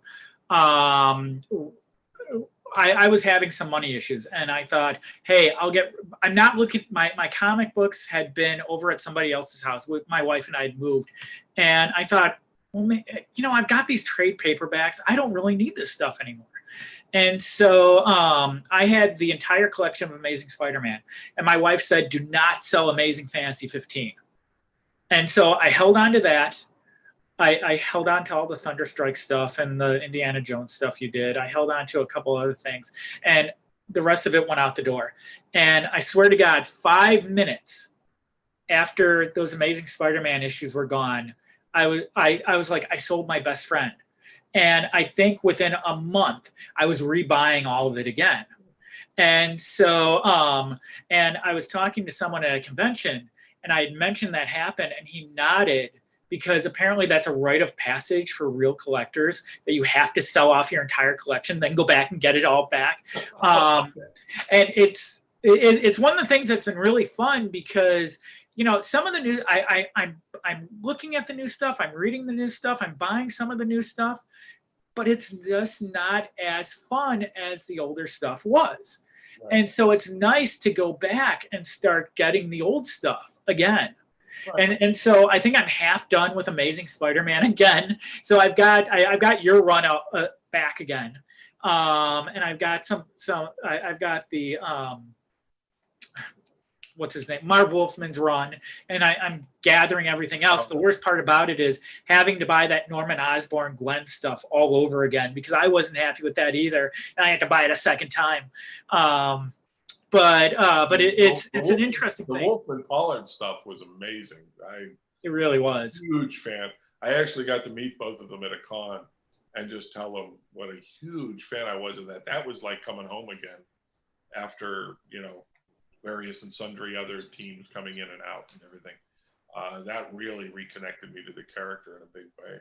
So I love when the Essentials came out that had that in it. Mm-hmm. They canceled the Essentials right before the next Essentials. If there would have been another Spider-Man Essentials, would have been the cover of 252. And it would have had quite a bit of my run in it. And that's when they decided to cancel the Essentials and go over to the Epic collections, that kind of thing. And I was really looking forward to seeing some of that stuff in black and white and having them in those collections. Oh, yeah. I love the Essentials immensely. And they're great for reference when you have on your shelf in the studio and you want to reference that Avengers issue that Buscema and Palmer did that had Quicksilver in it. It's right there. It's on the Epic. It's in the Essentials. I actually took your, this is another side note. I took your entire run of that and I hardbound it. So it's on the shelf. I've got it right here. Oh, that's your own binding. Wow, cool. Yeah. Yeah. So, and then I did something on the back there too. That's neat. Yeah. No, there's a young guy who did that with our Spider-Girl run too. His voyage to Spider-Girl, and he sent him to a convention that Tom and I were appearing at with a friend and had us sign them and stuff. But that paying to have it bound yourself, that's amazing. That's incredible. Well, I kept waiting for it to be published and waiting, and it wasn't happening. And I was like, I'll do it myself, And now they're doing, God love them, but now they're doing it in a way that it's including the web stuff and the spectacular stuff, because the stories were interwoven. Right. So, reading wise, it makes perfect sense, but it's just not that stuff. Yeah. Right. And it was nice to kind of cut out some of the fill-in stuff at that time too, because then the story flows a little bit better. Yeah. Once Jim Owsley came in, and I'm not quite sure what the issue was, because we weren't as bad on the schedule as he made it look. I don't know whether he was burning off inventory that other editors had bought, or whether I know some of it he was buying himself, because he was an early proponent of Peter David, who was an incredibly talented guy. And Jim was one of the first editors to really give Pete a lot of regular work. So you can't fault him for that. But by the same token, he did break up our run a lot. And a lot of it wasn't deserved. It made us look like we couldn't keep a monthly schedule. And I'd like to think that in the years intervening, we've proven we can handle a monthly schedule. But that was a difficult situation. But anyway. Well, for someone who was reading it at the time, it wasn't a matter of these guys can't get the job done. I was 17 years old when you guys left the book. And it wasn't a matter of these guys can't get the job done. It's like, where are they? And so when you guys did make the reappearance, I think that it was there was a pretty straight shot from the Secret Wars 2 issue up until closer to the end. I think there was that fill-in with Flash Thompson about to be assassinated, but there was only a couple fill-ins there. Well, I think that was written by Tom. Right. It was right. Artie did the art for it or something. No, that was Mike Collins who did the art. Is that right? Oh, was that his name? That might not have been DeFalco then. I don't know for sure. He plotted it and Okay, that makes sense. Oh wait, I take that back. I think I think he plotted it and Joe Duffy wrote it. That makes sense. And then I think it was there was a lot of crazy stuff going on. I mean, right. Tom was traveling. He was relocated in England for a while, but he never missed a deadline in his life. Sure. So I don't know exactly. I was aware that Owsley was not a huge fan of what we were doing. At a Spider-Man meeting in our presence, he referred to us as the boring corporate Spider-Man. Oh, really? Oh, interesting. While he had, Rich Buckler and Brett Breeding and Peter David doing The Death of Gene DeWolf, and while he had, he had hired Mark Beecham, was doing a lot of fill-in stuff with that Prince character, the character that looked like yeah, Prince, and so that was Owsley's vibe. He wanted to do more of that. He wanted to do more Spider-Man in the black costume, and he wanted to do more Spider-Man street level stuff. And so I don't think he was really into what Tom and I were doing. So, as editor, that's his prerogative. And he did ultimately pull the ripcord on us and ended up writing some of the stuff himself, actually. But yeah, it was tough. I mean, it came down to it. You were going to have to blow me off that book with dynamite, and that's what we ended up doing. Because I did not leave Spider-Man under my own power or by my own decision, and neither did DeFalco. We were having a good time. I know for a fact some of those fill-ins were because we were done with the two-part Firelord story, and there was some consideration once the two-part Firelord story was in the office. There apparently was some thought about turning it into an annual or a graphic novel or a one-shot or something like that. And while that wasn't being published, fill-ins were being published. And because I came across my Xeroxes of that job, and it has the issue number on the Xeroxes that it was intended for were like 3 issues prior to the one that it finally did run in, that kind of thing. So yeah, it was a crazy time. It was a crazy time. And I was never in New York. I was always here in Pittsburgh, but Tom was still in the offices. So I was hearing things secondhand from DeFalco and everything. So it was, it was nuts. It was nuts. And a lot of decisions were made, that's how it works. Decisions are made in the office that affect, your livelihood here in Pittsburgh, Well, it's it's one of those things where you're a freelancer too. So what are you going to do? Right. And you got to you don't really have an avenue of complaint or an HR department to go to. Right. So who lives on your drawing board? Who do you have on your drawing board on a daily basis? So for example, on my drawing board, your work always ends up here. Mike Parabeck, I don't know if you remember who he was. He did. Oh, absolutely. I love this stuff. Yeah. Yeah, he was actually a friend of mine before he had passed away. But he always lives on my drawing board, and there's other people who lives on yours. It changes from job to job, but it's always going to be John Buscema, Sal Buscema, John Romita. Depending on the characters I'm working on and everything. I mean, I'm doing this team book now, so I'm desperately trying to serve the story and also, give it some kind of a Buscema twist, because those Avengers jobs that he did were just amazing, So I'm trying to, as best as anybody can.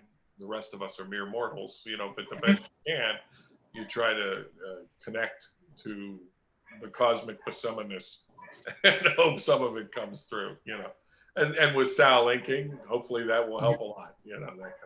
So. Oh, real quick, I know we're kind of, I don't want to keep you, but I'm not. I have nowhere to go, so okay. I allotted a block of time for this, Scott. So whenever you're done, you let me know.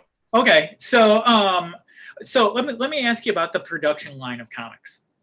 So for anybody who doesn't know it, when comic books are being produced, somebody writes it, somebody pencils it, somebody inks it, somebody colors it, somebody letters it, somebody, and one of the things that I've seen that I saw happen with my own stuff, and it actually forced me into self-publishing my own stuff, was somewhere along that production line, someone would do something that I didn't care for.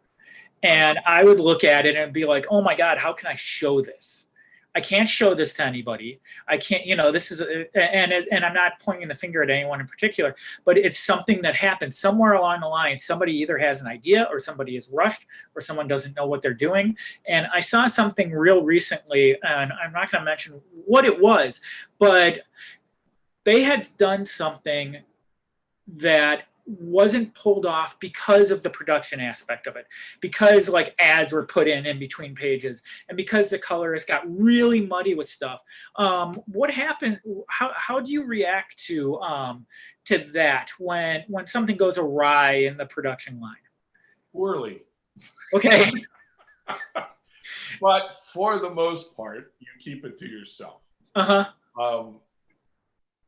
This is in no way a criticism of any of your responses to any of that, because different creative people respond different ways, and there's no one size fits all for this kind of thing.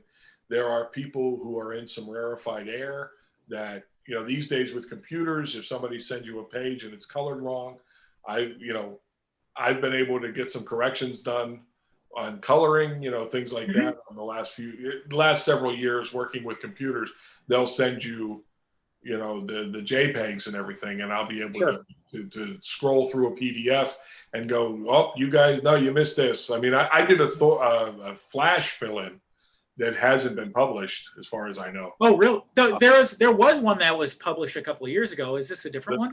That might have been the Flash Annual that I did some of. Yeah. That had the Gorilla Grodd in it and all that kind of stuff. This was written by DeFalco and by me and inked by Danny Mickey. And it was a one-shot 22-page, 22-page one-shot, one-issue Flash story. I don't know if it's ever going to run. I don't know if it has run. I tend to think it hasn't, because I think DC would at least send me a couple of copies. But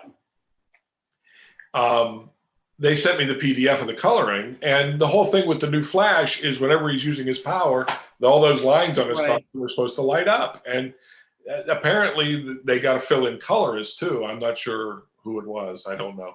But none of that was happening on the pages. So I called the editor. Who was it? It was...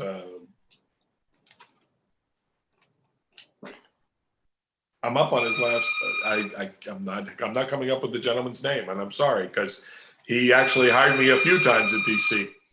But anyway, I called him up and I said, we're missing the yellow lines on everything, and he went, oh geez, yeah, So they thankfully with computer coloring, the colors could go back and just fix all that, and doesn't have to recolor the whole job or anything. So, there were those kind of things. And on some of the Spider-Girl backups we did for Spider Island, I was able to get some characters corrected and, things like that, because we tried to involve as many MC2 characters as possible. And even with all the reference you send, you can't make absolutely sure it's going to get in front of the colorist at the moment they're producing that page to go out, and blah, blah, blah. Generally, my approach has been to try to be a big boy about it.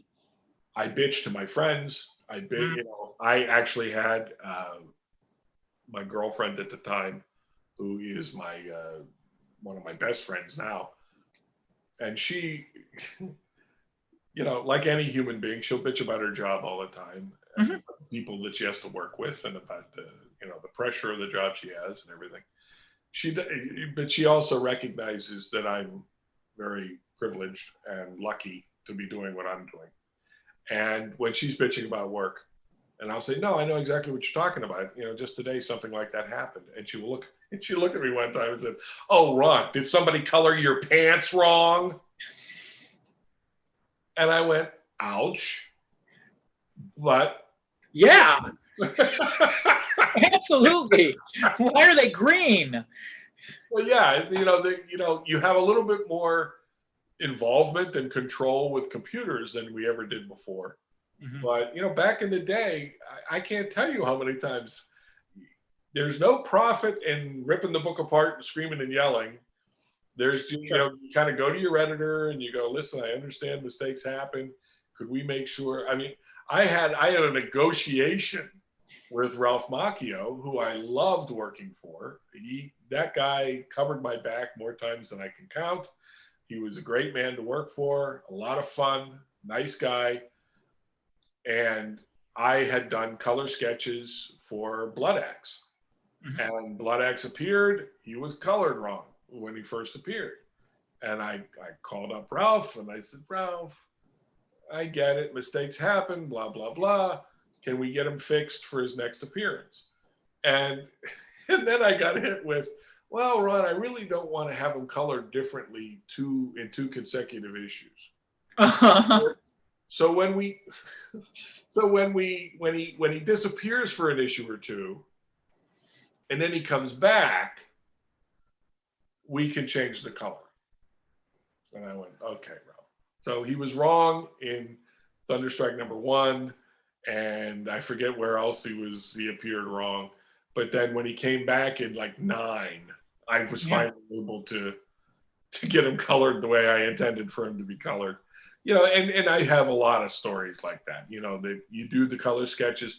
I mean, Thunderstrike himself got colored wrong in his own book several times because we had somebody that did a pinch hit for us or something and colored his armbands red instead of blue or whatever, you know. And basically you end up eating that, and you realize that not only is that not the prime thing on the editor's mind at every moment, but that very few of it's really not going to affect or destroy the reader's enjoyment.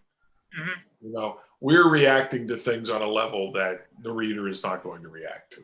And that can be bad lettering, that can be bad coloring, that can be any number of bad things that can happen. But what helped me get into that mindset, the collaboration mindset, was that early on, I was hired primarily to do layouts and breakdowns for other illustrators. And when I was hired on Star Wars, I was basically Tom Palmer's caddy.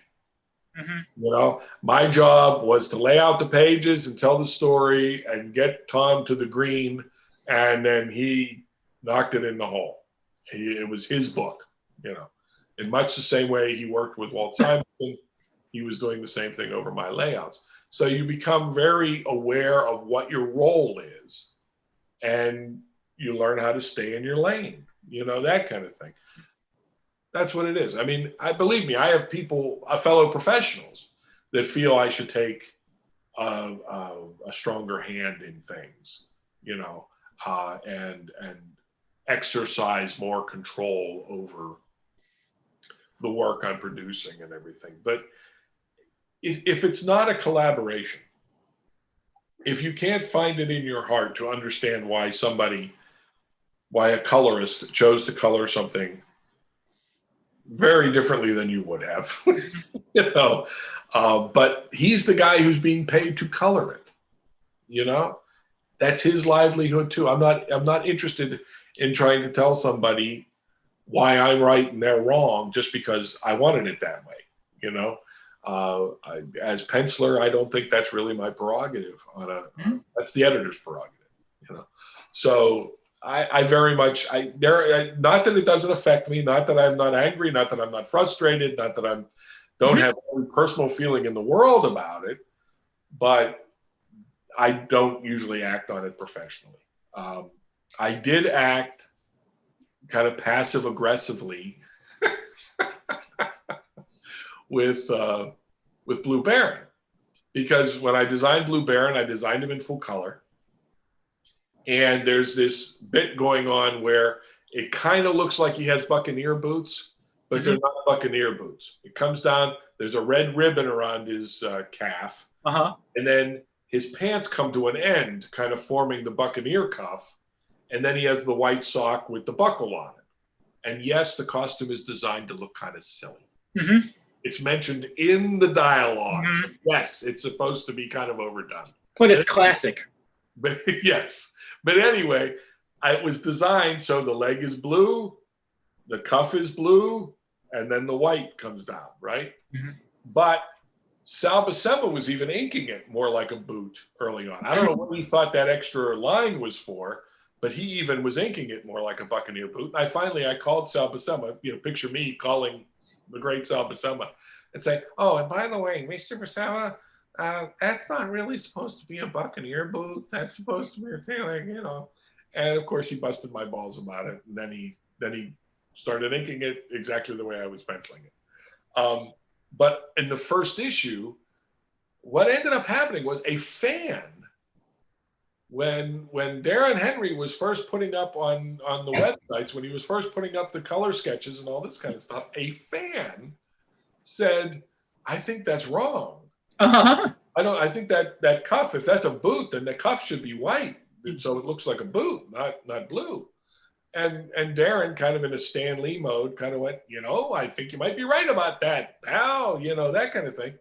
So when I got the PDF of the initial colors on Blue Baron #1, that's the way Glenn Whitmore colored it. And I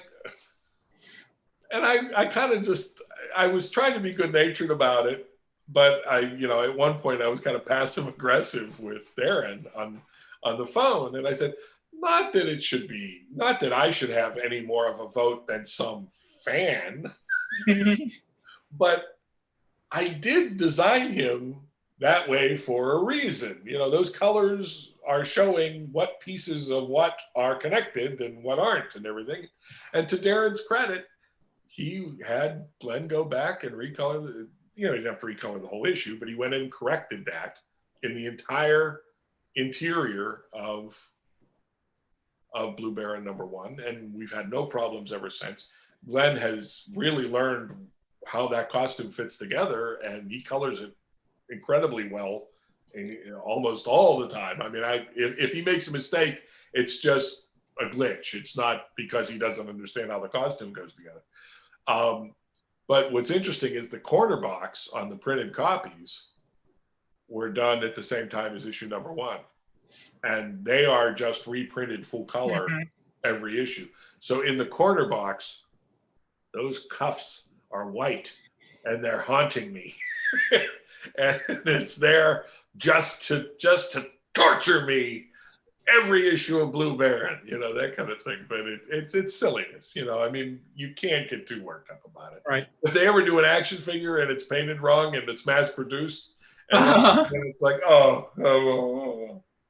Because I thought what I was doing was kind of clever, because Darren sent me this little drawing of a baron, with the pearl thing and the vest and the cross thing, the sash, and can we make this a superhero? Can we make this into a superhero? And so I was trying to bring these different disparate elements together and kind of do them in a superhero way.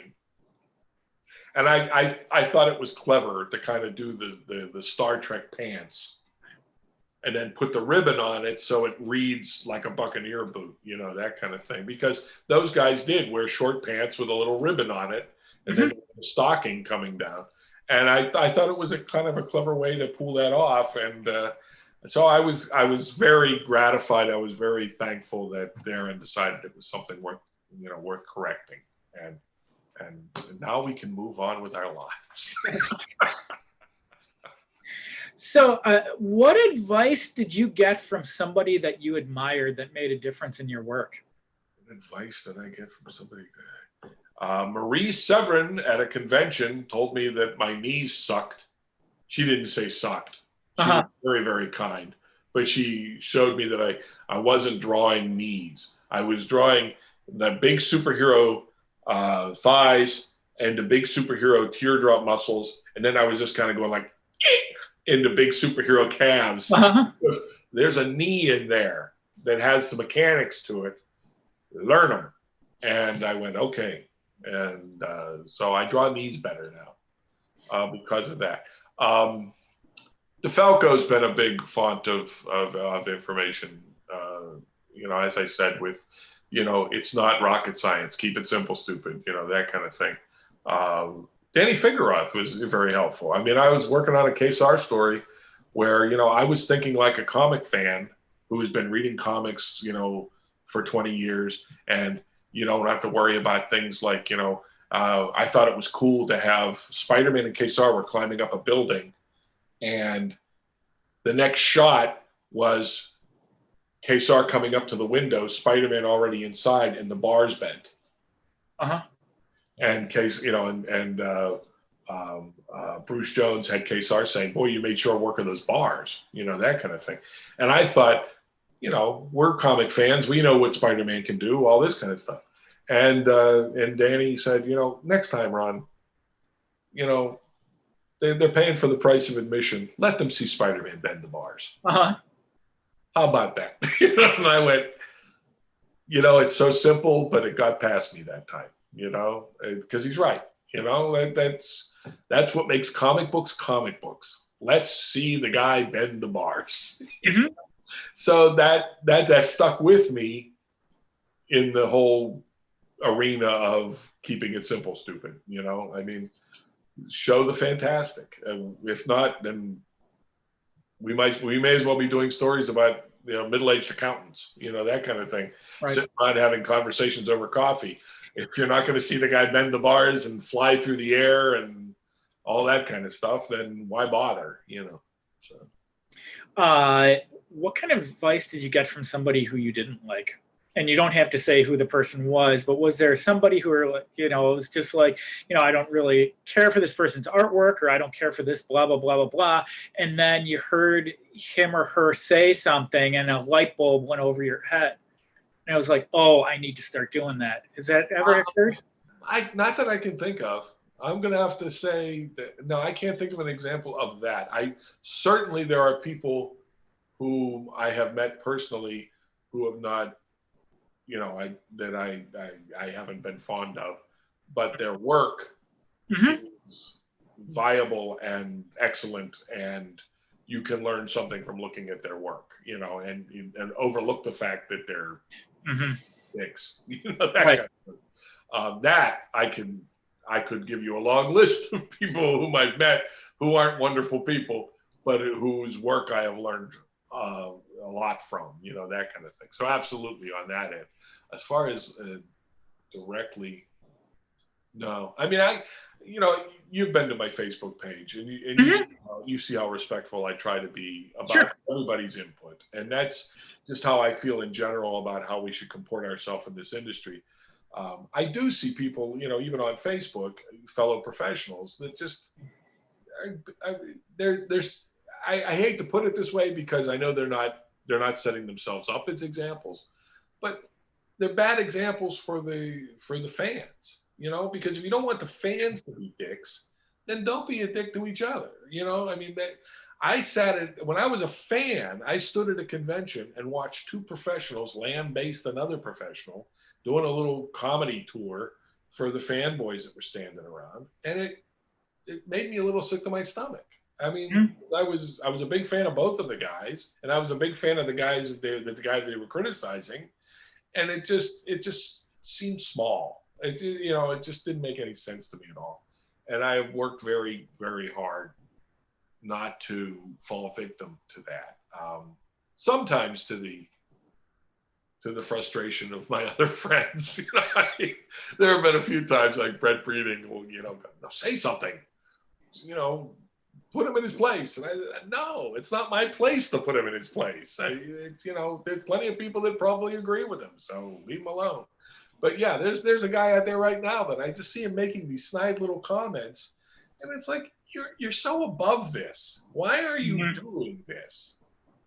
Why are you being snarky?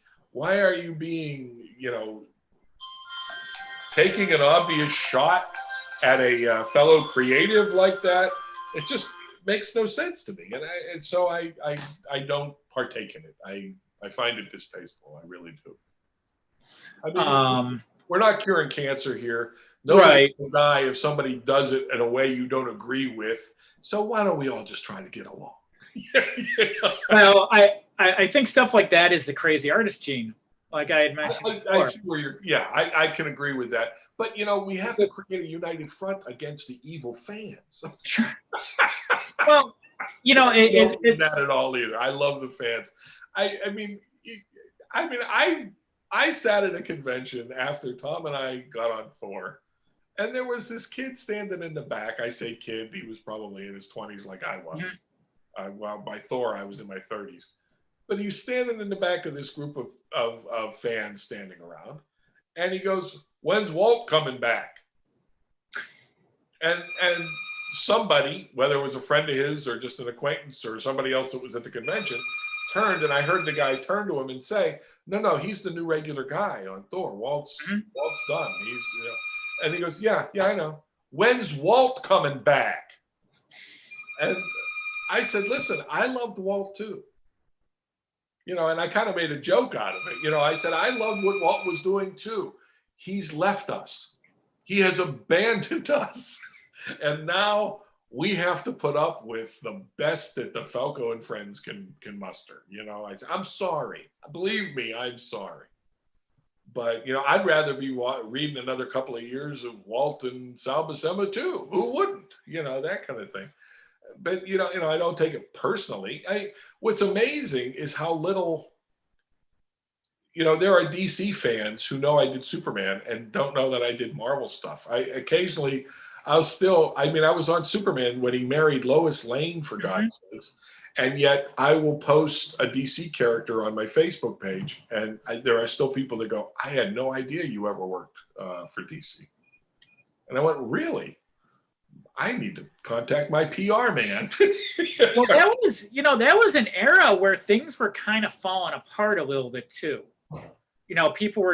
People stopped reading around that 97, 98 era. All right. Okay. And I know that I was talking to John Suntress, who does the Word Balloon podcast, and we were talking about, buying comics and reading comics, and how about 1996, 97, people started dropping stuff. And I think it was kind of the aftermath of the Image stuff. And it was just one of those things where people stopped for a while, whether they felt that the craft had gotten old or whether it was going in a bad direction or whatever it was. And then people started coming back around 99, 2000, 2001. So, and you were in that era, and I'm not saying that the Superman books were bad then. I don't think so at all. But I think comics in general. They were still struggling to live up to the death. Right. Mike Carlin had moved on to a higher position, and there was a series. I worked under two different editors who were trying to keep the Carlin train on the track, and it was tough keeping the level of creative personnel. It was tough keeping the creative personnel that were still there happy and engaged. It was my first and only Superman Summit, where we're all flown into New York and we all meet and talk about the next year of Superman stories, was like a Fellini film. It was weird, man. I met some great people I love and respect to this day, but there were some bizarre situations that played out, and I was aghast because I was the new guy. I just sat there with my jaw hanging down and my head like this and my eyes real wide going, really? It was nuts. It was really nuts. So, it was a tough thing. I mean, when you have that level of success, where the corporation has recognized it and the corporation has come down off the mountain and said, here, have some more money, that kind of thing. It's a very tough thing to maintain. It's a very tough thing to not have it affect your professional persona, your professional self-image, and some of these guys ping pong for a while, So it was a very bizarre time. But and I always kind of fall back on the old. There's Marvel people and DC people too, because to have DC people say, I never knew you worked for Marvel. I said, yeah, because if you're only going by my DC work, then I've only worked professionally for what, like 2.5 years or something. Right. Well, no, you went back and did that Superman Beyond book. We did the Superman Beyond one shot. That was actually supposed to lead to more work, but it unfortunately didn't go that route.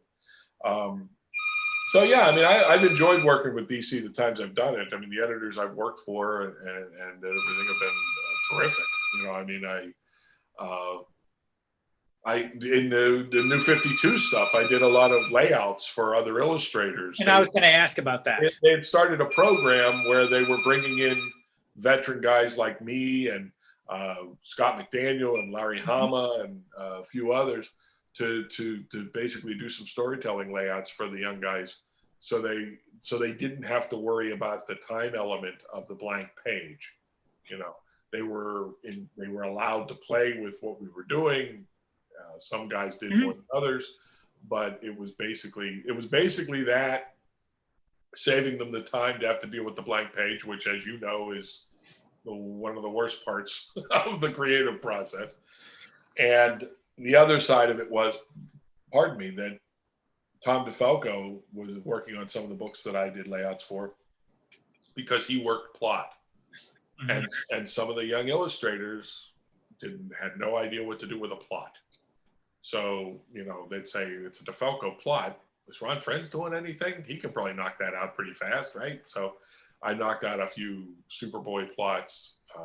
I did layouts for Legion Lost for an illustrator named Pete Woods, who is fantastic. He does terrific work.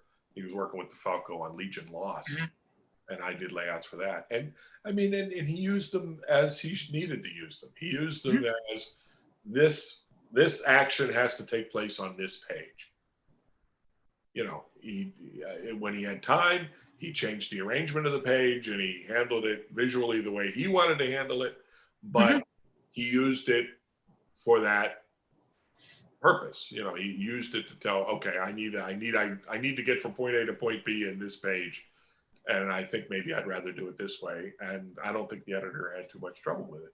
In some cases, it was just a matter of again, the language that I was talking about earlier that nobody uses anymore, like motion lines and impact lines and, you know, things like that, I think really help with the storytelling. And when I do my storytelling, I tend to use that kind of thing. I tend to use the human body as a design element, which is something you learn from Jack Kirby. And you know, you use it to direct the eye. And so some of these young illustrators, and some of them were, we also had a language barrier, you know, weren't completely understanding what they were seeing.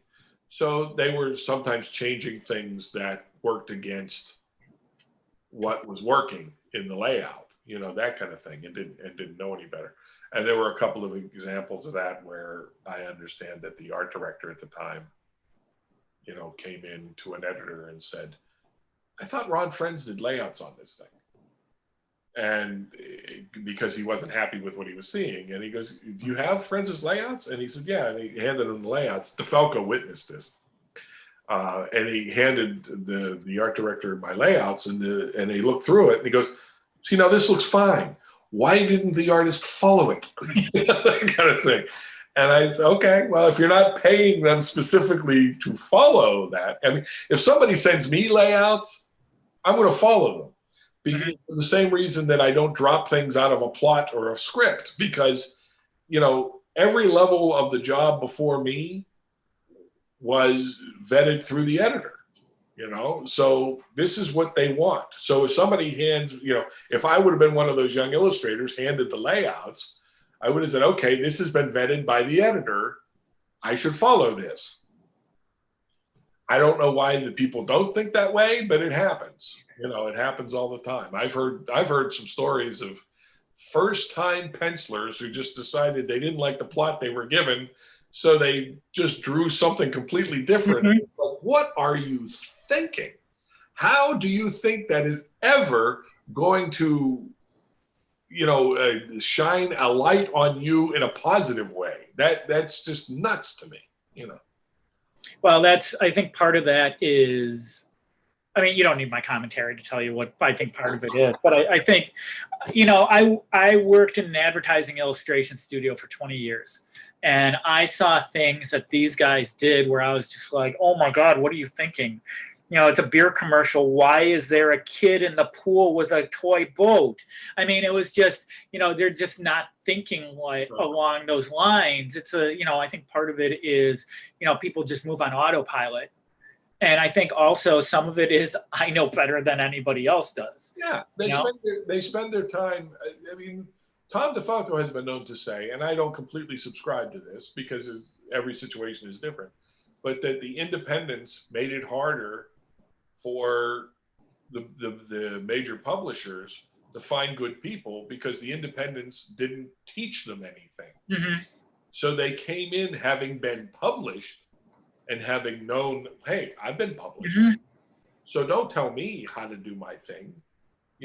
Obviously I'm good enough that you wanted to hire me. So let me do my thing, and it can take crazy forms. I mean, DeFalco turned in a plot one time for a Moon Knight fill-in that had to do with a satanic cult and was very, very dark and done very much like a nouveau detective drama or something, and it was handed to a first-time penciler who decided he knew better, and he handed in a story that involved aliens and spaceships because he wanted to draw spaceships.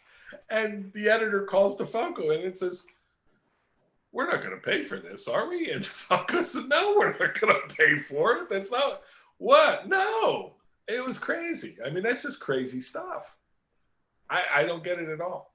But, again, if you don't get into this industry, if you're fortunate enough, if you're a writer, illustrator, inker, colorist, artist that can do everything yourself, then God love you. Go do it. I mean, find a publisher or publish it yourself and, show your art to the world. But that's one of the things that even the big publishers now are dealing with a shift in attitude about these books, because the books, this used to be commercial art. Mm-hmm. Okay. And now it used to be a craft, and now it's become art. It's become, a personal point of view. It's become something that you're not allowed to say, well, that didn't work. That was stupid, because somebody was expressing themselves artistically. And that's not how I was trained in the industry, because, my training in the industry is, a belt can be a fine piece of leather craft. It can be art, but if it doesn't hold up your pants, it's not a belt. Mm-hmm. Okay? Comics in and of themselves as a comic book magazine has a function. It's there to tell a story clearly. If it doesn't serve that function, then it's failed as a comic book. Mm-hmm. Art isn't like that. Art is something that, you appreciate for what it is. And if you don't appreciate it for what it is, then move on. But you can't say it failed, but, I dealt with fellow adults who, could say, sorry, you blew that one. Do better next month, because that one didn't serve its function. It didn't serve its function well. And I think that's why you have some fantastic illustrators, but it's comparing apples and oranges generationally as to how comic books are executed, what the content is. I hear a lot of complaints from old school guys that they talk all the time in these comic books now. They just have long conversations about how they feel about the one action sequence that happened 3 issues ago or something like that, and, but that's what the current fans are used to. I mean, that's what they consider a solid comic, and God love them, I don't read things from the 30s and judge it the same way I judge the stuff from the 60s and 70s that I love so viscerally, that kind of thing. So it's interesting, because, when I do buy modern comics these days, there's some stuff it's some beautiful stuff that's out there, and there's some interesting ideas, but I just don't see a lot of moving forward. I think people are afraid to actually create for the major companies because they don't get a fair share of it. They don't own it. You know, there were editorials and articles and interviews done with the Image guys when they first formed Image, where they said they were keeping all their good ideas for when they could own it. Right. Now, intellectually, you can't blame somebody for taking that approach. But if you're on X-Men and you have a really good idea for X-Men and you deliberately hold it back because you think you might be able to use it yourself someday,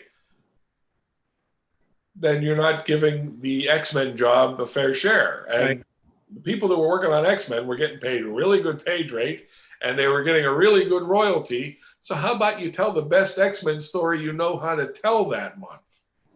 And when I read that, I was offended as a creative, as a monthly page-rated creative. I was offended that you would hold back your best ideas for some period in the future where you can own them, that kind of thing. But I think it's very common these days. I think that's why you see so many storylines that go back and deal with the early Marvel days and retool it or reshape it or revamp it or something, rather than creating new characters and new ideas that move forward. Is because they know they're not going to own those new characters. They're not going to benefit as much as the company will with those new ideas. And so they should be in self-publishing. They should be doing what, obviously they want to break out from dealing with licensed characters, with corporate characters, and they want to go do their own stuff. And I wish them a lot of luck with it. Well, do you think that? Do you think it's a matter of that, or so? One of the things that I've seen in comics, and I'll take Spider-Man as an example. I've been reading Spider-Man since you were on the book. And I've read every issue, and I've seen the ups and the downs, and But one of the things that I've noticed that's happened with that book in particular, and my guess is, something like Batman or Superman or is kind of going through this whole thing, is you've got a writer on there, and they are beholden to whether it's in their own head or somebody else, to put the toys all back in the toy chest. So everything is basically where they found it when their run is completed, which was not something that was happening when you were on the book. It wasn't happening when Roger Stern was on the book, and it wasn't happening when David Michelinie was on the book, where everything was kind of pushed forward by that last writer on there. And now, everyone kind of does what they're going to do, and then pulls it back to the starting point themselves, and then hands it off to the next writer and walks away. Have you seen that? If that is indeed an editorial edict, then I think it's kind of destructive, yes. Mm-hmm. If that is indeed what's going on. If that's self-imposed by the writer, then it's unfortunate.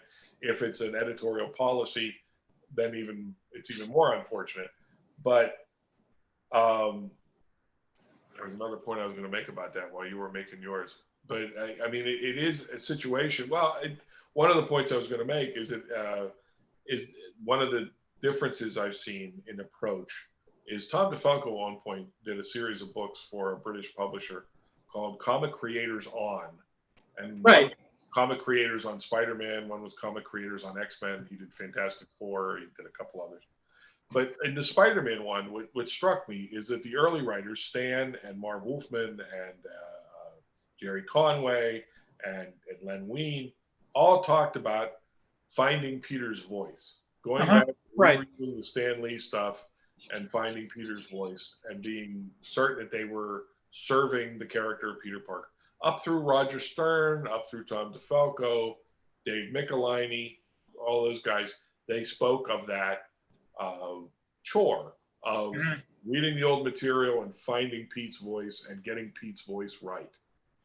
Past a certain Terminator line, the terminology shifted, and writers were talking about doing their Peter Parker. Mm-hmm. That's a seismic shift for a character, for a corporate character, that is, corporately owned and appearing in different media and all this, where generally they would like the presentation of the character to be as consistent as possible. At some point, that was not valued as much as everything else. I think at some point, Spider-Man was licensed out the wazoo, and they knew that nothing was going to change that. So creatively, the creative perception shifted to, this is my Peter Parker. My Peter Parker has this attitude about his relationship with Uncle Ben, and I'm going to build stories out of that, and all this. And it makes for, some wild, whether that's Batman or whether that's whatever character it is, it makes for some wildly inconsistent arcs. And you're right. I mean, people are now doing these contained arcs. They're signing contracts apparently for contained arcs that, again, maybe it's contractual that they're obligated to leave the character back in, the same shape they found them. I don't know. That was never really the case at Marvel. It was up to the next writer to decide what they wanted to keep from what was done before and what direction they wanted to go. And if they wanted to wind a few things back, then they had, they cleared it with their editor and they had the prerogative to do it. I remember on Doctor Strange, there was a series of writers on Doctor Strange that only did very short runs. And every team that came in introduced a new supporting cast and a new operational agenda for Doctor Strange and all this kind of stuff. And I heard this story because I believe it was Joe Duffy, who I worked with on Star Wars. She was the editor. She came in on Doctor Strange, and her only editorial edict for the next writer was, you can't get rid of the entire supporting cast wholesale. Okay, you have to deal with the status quo right now. If over the course of issues you want to phase some of these characters out and bring your own characters in, fine. But it has to be organic. I'm sick and tired of every time a team takes over Doctor Strange, it's like you're reading a different character. She saw her job as getting an editorial hand on the tiller and making sure that for the reader, you feel like you're reading about the same character from month to month. Because frankly, Scott, if there's one thing that Tom and I have done right in our careers, that's it. Because if you're writing monthly comics, if you're committed to writing monthly comics with an open-ended end date, then part of your job is to make it enjoyable for your readers, to make your characters engaging and make them intriguing and have things happen that make your readership want to come back the next issue to see what happens to your friend. I mean, and I get that because that's why I read Spider-Man. That's why I read any of the comics I read. The Fantastic Four.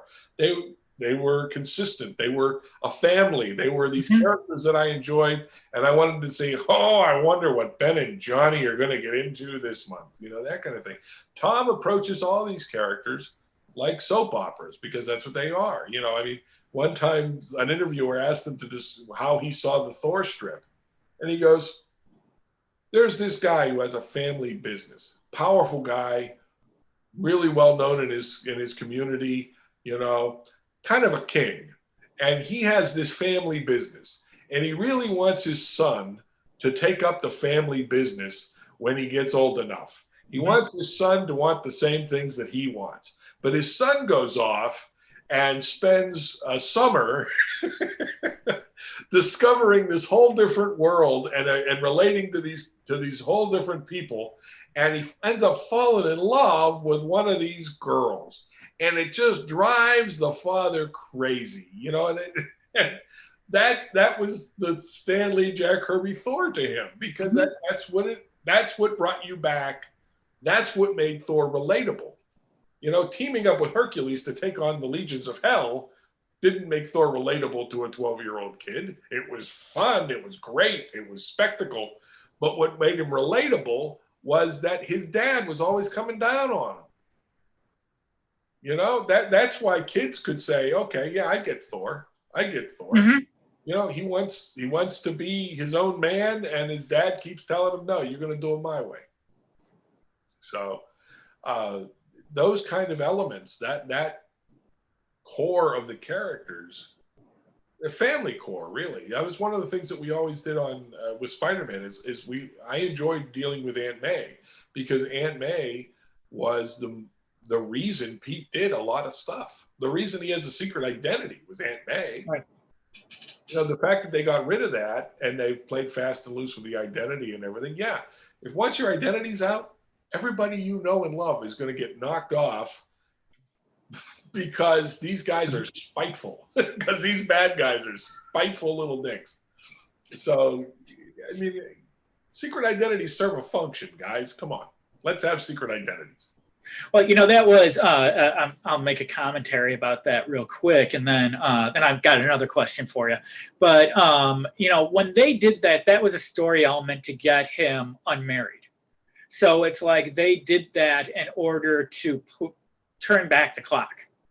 And it was one of those things where if you're reading the book, and if you've been reading the book for years and years and years, like I was, it was like the Clone Saga.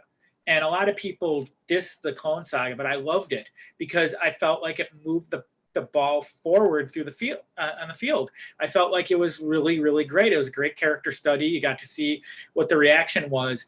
But with the identity becoming public, it was a way to get from point A to point B, and then everything got pulled back to the beginning. And the bad thing for a fan like me was you went from the, oh my God, what's going to happen next, to, oh my God, we're back here. You know, and so it didn't really work. It worked for their plans. It didn't work for that part of it. So your assertion, your belief is that they did his identity reveal knowing that they were going to do One More Day. Absolutely. Okay. Absolutely. There was a period of time there, and I wasn't reading the book, but I've seen things in little bursts on the internet and all this kind of stuff. And somebody published the sequence where he found out that the order to shoot Aunt May came through from the Kingpin. And he goes in, he puts on the black costume, and he goes to prison without his mask on, knowing that the Kingpin knows who he is. Right. He beats the royal tar out of the Kingpin. Right. And says, you know, if you tell anybody who I am, then you're going to, you know, you've been beaten. Everybody sees you're weak. Everybody sees. Mm-hmm. And, you know how easy it is to drop a dime on somebody and just make sure that everybody you know knows who Peter. I mean, in the movie, I actually bought the fact that the Vulture, not only did Pete save his daughter, but Pete saved him, you know. So he's got a bone to pick, but he's not going to give Pete up because he does feel he owes him something, you know. But you get into really dangerous waters with that. Sure. You know, and if indeed they did it because they knew they were going to just reset it with One More Day, then that's kind of a shame too, because you shoot Aunt May. If he stays married to Mary Jane, then you still have the family core. You still have conflict of his responsibilities. But if you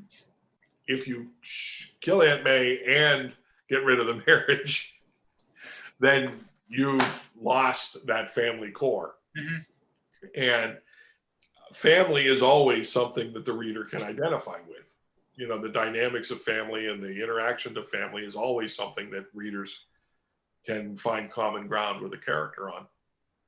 So, you know, there really wasn't a period where there was no Aunt May and no Mary Jane, but they always are finding things to like let it get in the way, like making him Tony Stark Jr. and you know, the Doctor. I thought there was some interesting stuff done with the Dr. Octopus character, but you know, it just becomes the difference between doing serialized comics. See, I always thought comics would function better once special effects caught up and everything. Comics would translate better as television because it's a serialized form. You get to know the characters and you see them in different situations, and it's episodic. It's the word I'm looking for. Okay. Comics as the original form, comics are episodic. Movies are not episodic. Mm-hmm. Movies are 2 hours of epic grandeur. And then, you know, I remember this really hit home for me when I was reading an article about the making of Iron Man 2. And one of the producers said, yeah, the Iron Man comics didn't really give us a way forward for an Iron Man sequel. You had 50 years of Iron Man comics, 50 years of monthly publication of Iron Man stories. And that didn't give you any clue to a way forward with this character. And even the arc, the broad arc that Thor has gone on in the course of his movies, right? You know, that's light speed compared to that kind of an evolution in the actual comics. And you know, it's a completely different mindset. How they structure a 2-hour movie, what they worry about, whether they worry about getting all the toys back in the box, to use your term, or whether they worry about the next cliffhanger, you know, to move it on to the next level or whatever. You know, it's a completely different mindset from doing serialized episodic adventures. I tend to prefer serialized episodic adventures. You know, I've watched Supernatural from day one. I'm not one of these guys that discovered it late and binged it or anything like. I have a couple of dear friends and some family members who discovered it late and binged it, but I was there premiere night, day one. I watched Supernatural. I was always a big Kolchak, the Night Stalker fan, so you know, it seemed like a very similar vibe to me, and I ended up really liking the characters, and I've been on the journey with them. You know, so when that puppy wraps up, I'm going to be feeling all whatever 15 years of it, you know, the 13 years of it. So, and because of comics, I prefer that. I like really getting inside the characters' heads. I like having the opportunity to see the lighter side of these characters, you know, but I don't want to see it all in 2 hours either. You know? Right. I mean, after seeing the first Spider-Man and seeing the way J.K. Simmons played that character in the first one, where you got to see his blustery BS, but you also got to see him say, I have no idea who sends the pictures. He just sends them in the mail. I don't know who offends Parker when he's standing right there. You got to see those two sides of Jameson, and I thought that was fantastic. But when I read that the second episode, was it the second or the third one where MJ is going to marry him? Oh, that was the third one. The one with the black costume was the third one. That was the third one, yes. Yeah. So when she's going to marry John Jameson, that's an opportunity. Oh, I'm sorry, that was the second one. It was the second one. Okay. Yeah. It was the Doc Dr. Octopus one, right? Okay. And that was the one that had John Jameson in it. Yes. Okay. That when they did that in the second one, I wanted to see Jonah Jameson as a three-dimensional father figure, and we didn't see that because you know that would have reinforced his feelings about Spider-Man. Because in the comics, what reinforced his feelings about Spider-Man from the very first issue of Spider-Man was the fact that John Jameson, his son, was what he considered a real hero. You know, right. So I was hoping that we were going to see J.K. Simmons get to play the proud father, more aspects of the J. Jonah Jameson. He's one of my favorite characters. I just love that character, and I wanted to see that great of an actor show us even more sides of it. But he was comedy relief. They really shunted him over into comedy relief on that one because he was just there going, Parker, take a picture, you know, that kind of, and complaining about how much his wife was spending on the wedding, you know, and all that kind of stuff. And it's like, I was really kind of hoping there'd be a little bit more in there for Mr. Simmons to do, you know, and I was a little sorry that there wasn't. I mean, but he's gone on to play the character in all kinds of different permutations in video games and cartoons and all kinds of stuff. So. Well, you know, as a fan, the thing that I would have liked to have seen in those movies, and they've had they've had 3, 5, 7 movies. They've had 7 Spider-Man movies in the past 20 years, and not one of them had Aunt May sick and on death's door and had Peter have to make a choice between fighting the villain or saving Aunt May. I'll go you one better. They've yet to make the Spider-Man movie I want to see. And at this point, I've enjoyed almost all of them to one degree or another. But the one thing that I don't want them to go back to the origin. But what blows my mind, Scott, is that the one thing with superheroes that always confounds translation into live action is why they put on a suit, why they wear a costume, how to make the suit practical, how to make the suit look like it's something somebody would actually wear, right?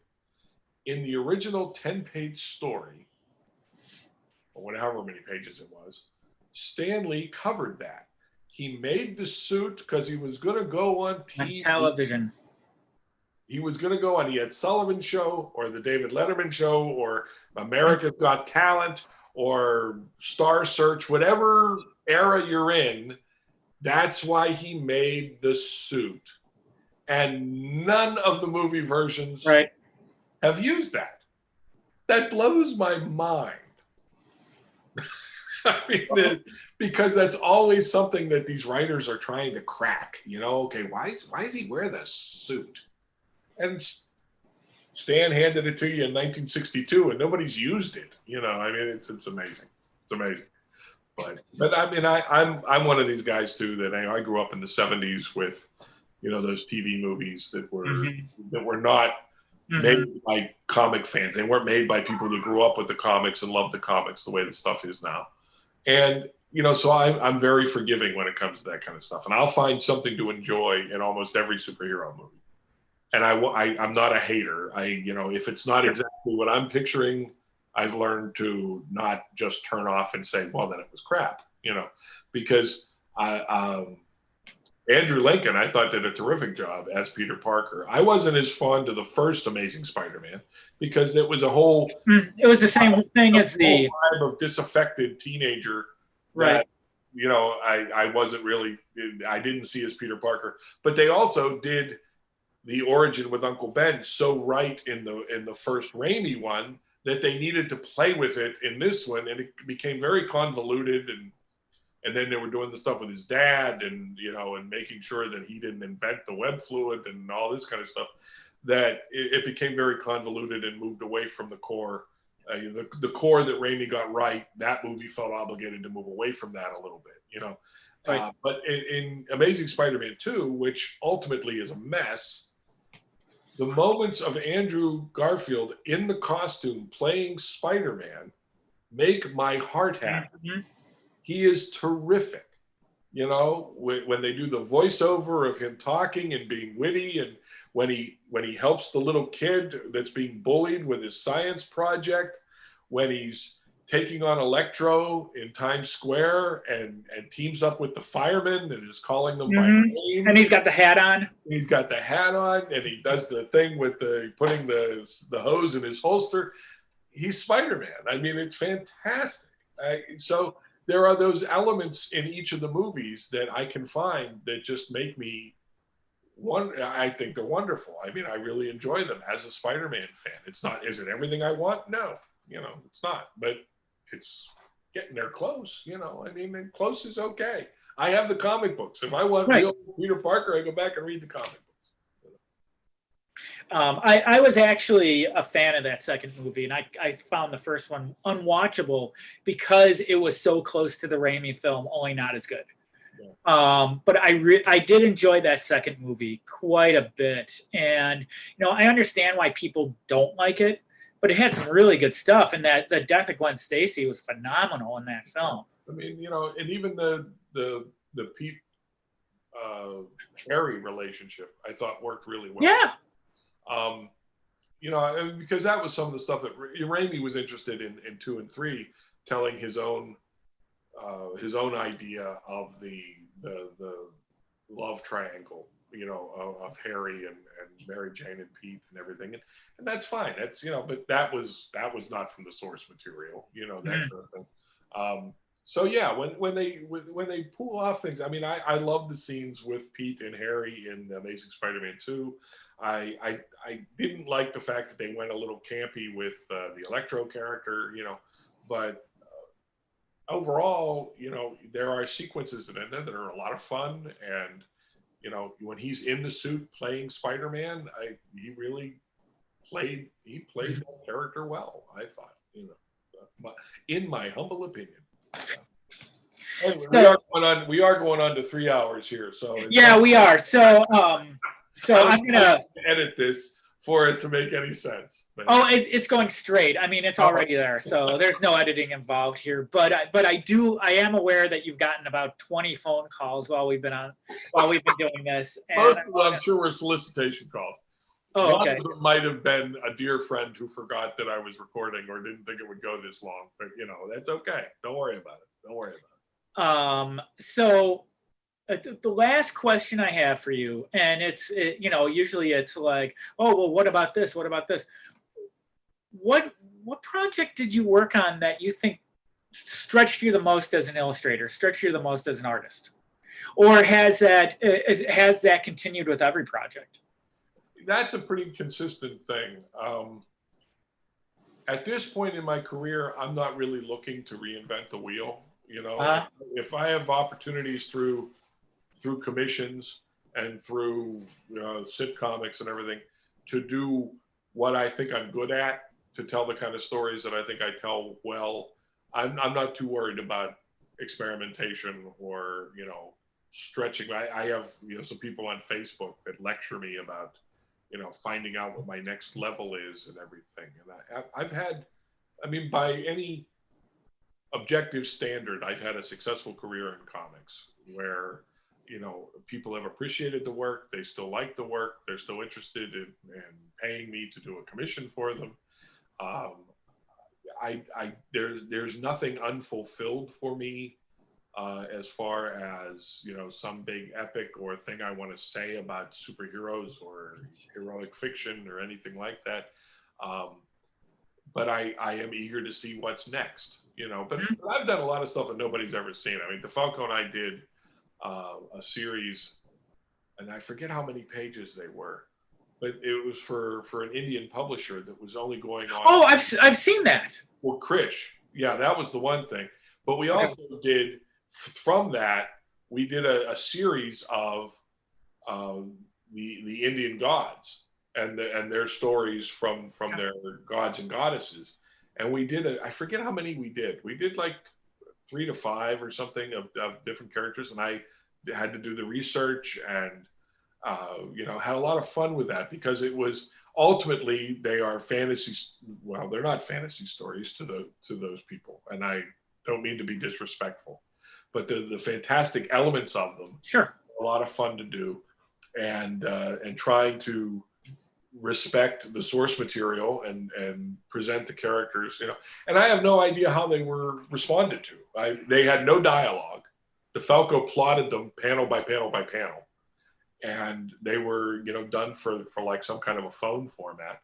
But it frustrates me that I never got to see whether they were successful, whether the audience reacted to them well, or whether they, obviously they weren't like such a huge hit that they asked us to do more. But I would have liked to have, followed through on that, because it was a fun project. It was outside of my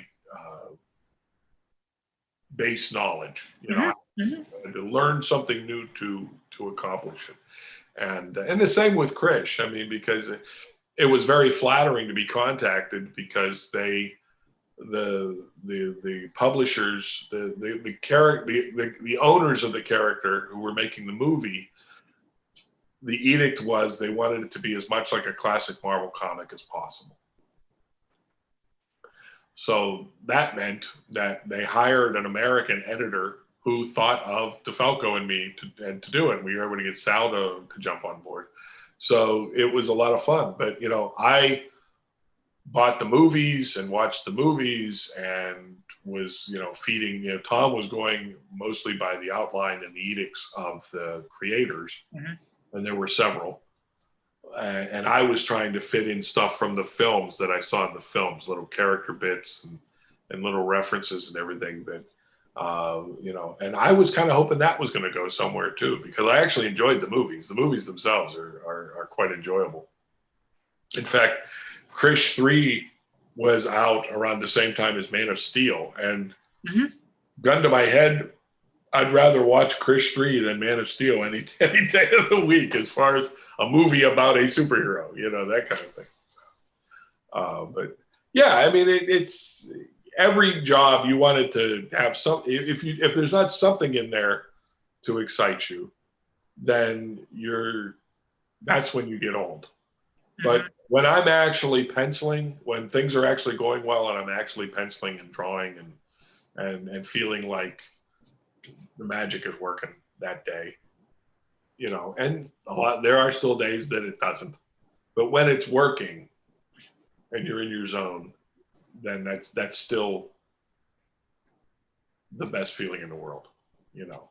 When you you can get something from up here onto the page, you know what it's like. I mean, that's an accomplishment, you know. And in a lot of ways that has become easier as I'm going into my 60s. You know, that certainly seems to happen more naturally than it did in my 20s and 30s, and you know, and all this kind of stuff. So that's gratifying. I feel like I have learned something, like I've exercised those muscles enough that it's a little easier to get that brain picture onto the page. So you know, but there's still so much more to do. I'm not done yet. You know, we'll see. Who knows? Who knows? Never. The shadow knows. Who's that? The shadow knows. The shadow does know. I have it on good authority. You're right. The shadow knows. The shadow knows. So, so before we wrap up, is there where can people find you? And where can they can find me on Facebook as Ron Frenz. I thought that was clever. They can find me at Catskill Comics at catskillcomics.com. Go to the homepage, and there's a whole bunch of highly talented people listed who work through Catskill, and go to my name and click on it, and boom. You go to sitcomics.net and get a taste of what's going on with SitComics as far as mail order or Comixology. As I said, we're heading for, you know, this whole COVID thing kind of gummed up the works a little bit, but strides are being made to have these books finally distributed through Diamond, and they will be available in comic shops. And if you enjoy all ages comics with a Marvel vibe, a classic Marvel vibe, but with an incredibly modern voice and attitude, then come along for the ride. I think you'll enjoy it. And he's also trying to set up that same feedback from the fans that, you know, was always so, you know, fan art and feedback from, and anytime you have adults and kids reading a title, it's fun, because seeing the kids react to it and, you know, drawing a picture of their favorite character and sending it to you to be published is just a joy, you know. So we want to create a community where, you know, he's doing a lot of humor books. He's doing a lot of books for young people. He has young children himself. So there's humor titles, there's a horror anthology, there's some superhero titles.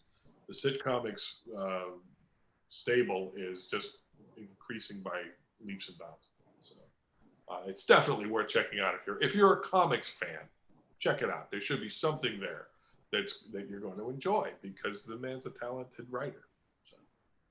Well, I will say, as somebody who has read this stuff, I think it's utterly fantastic. Well, I appreciate that, sir. See, Scott knows what he's talking about. He has his own podcast.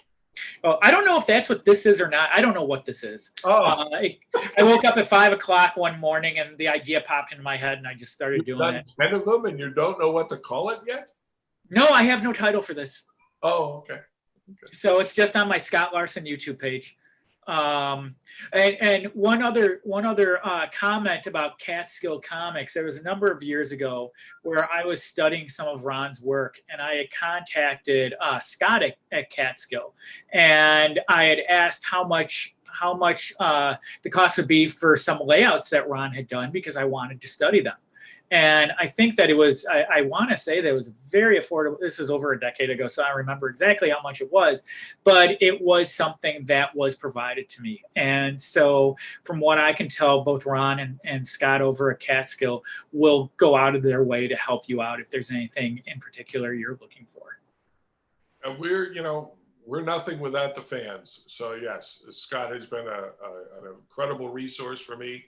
And we will try to meet you halfway and get you what you're looking for.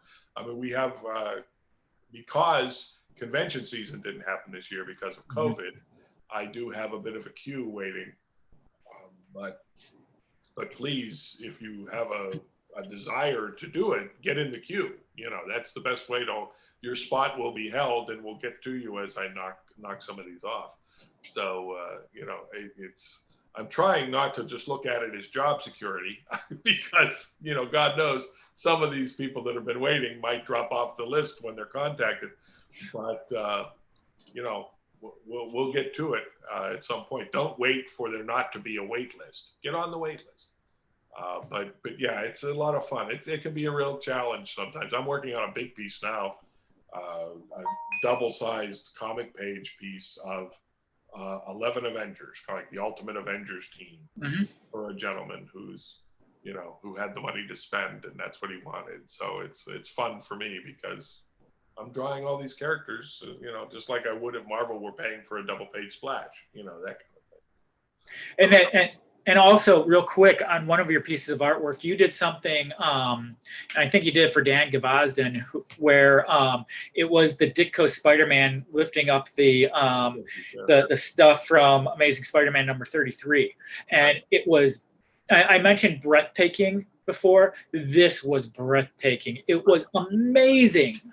That drove me crazy because Dan is a terrific guy, and he's interviewed me a couple times, and I respect him, and I respect his opinion, and the fact that it was Ditko and it was meant to be a Ditko homage. The actual execution took much less time than me just wringing my hands and wondering, okay, what's going to work? How am I going to do this thing, you know, and not have it be an embarrassment to both myself and Mr. Ditko, that kind of thing. So I'm thank you for your kind words, and Dan was happy with it, and I think they used it as a print for their website I think so as well. Yeah. But yeah, it was a challenge that ended up working out fairly well, but thank you very much. Your support has been invaluable. Your name comes up on my Facebook page all the time, and it was my pleasure to do this interview with you. Oh, thanks. Your support of my career from pretty much day one has just been invaluable. I mean, without you guys, we're nothing, really. We're old men screaming off the rooftop if we don't have somebody reading this stuff and enjoying it. Well, thanks. I appreciate that. So stay there. I'm going to end the live stream now. But thank you very much for watching. And there is something else coming up in the future, and I think that you'll like it. Again, if you would like a free digital copy of Visitations #1, email me at visitationscomicbook@gmail.com, and the link is below. It isn't yet, but it will be by the time anyone watches this. And I will see you all next time. Thanks so much.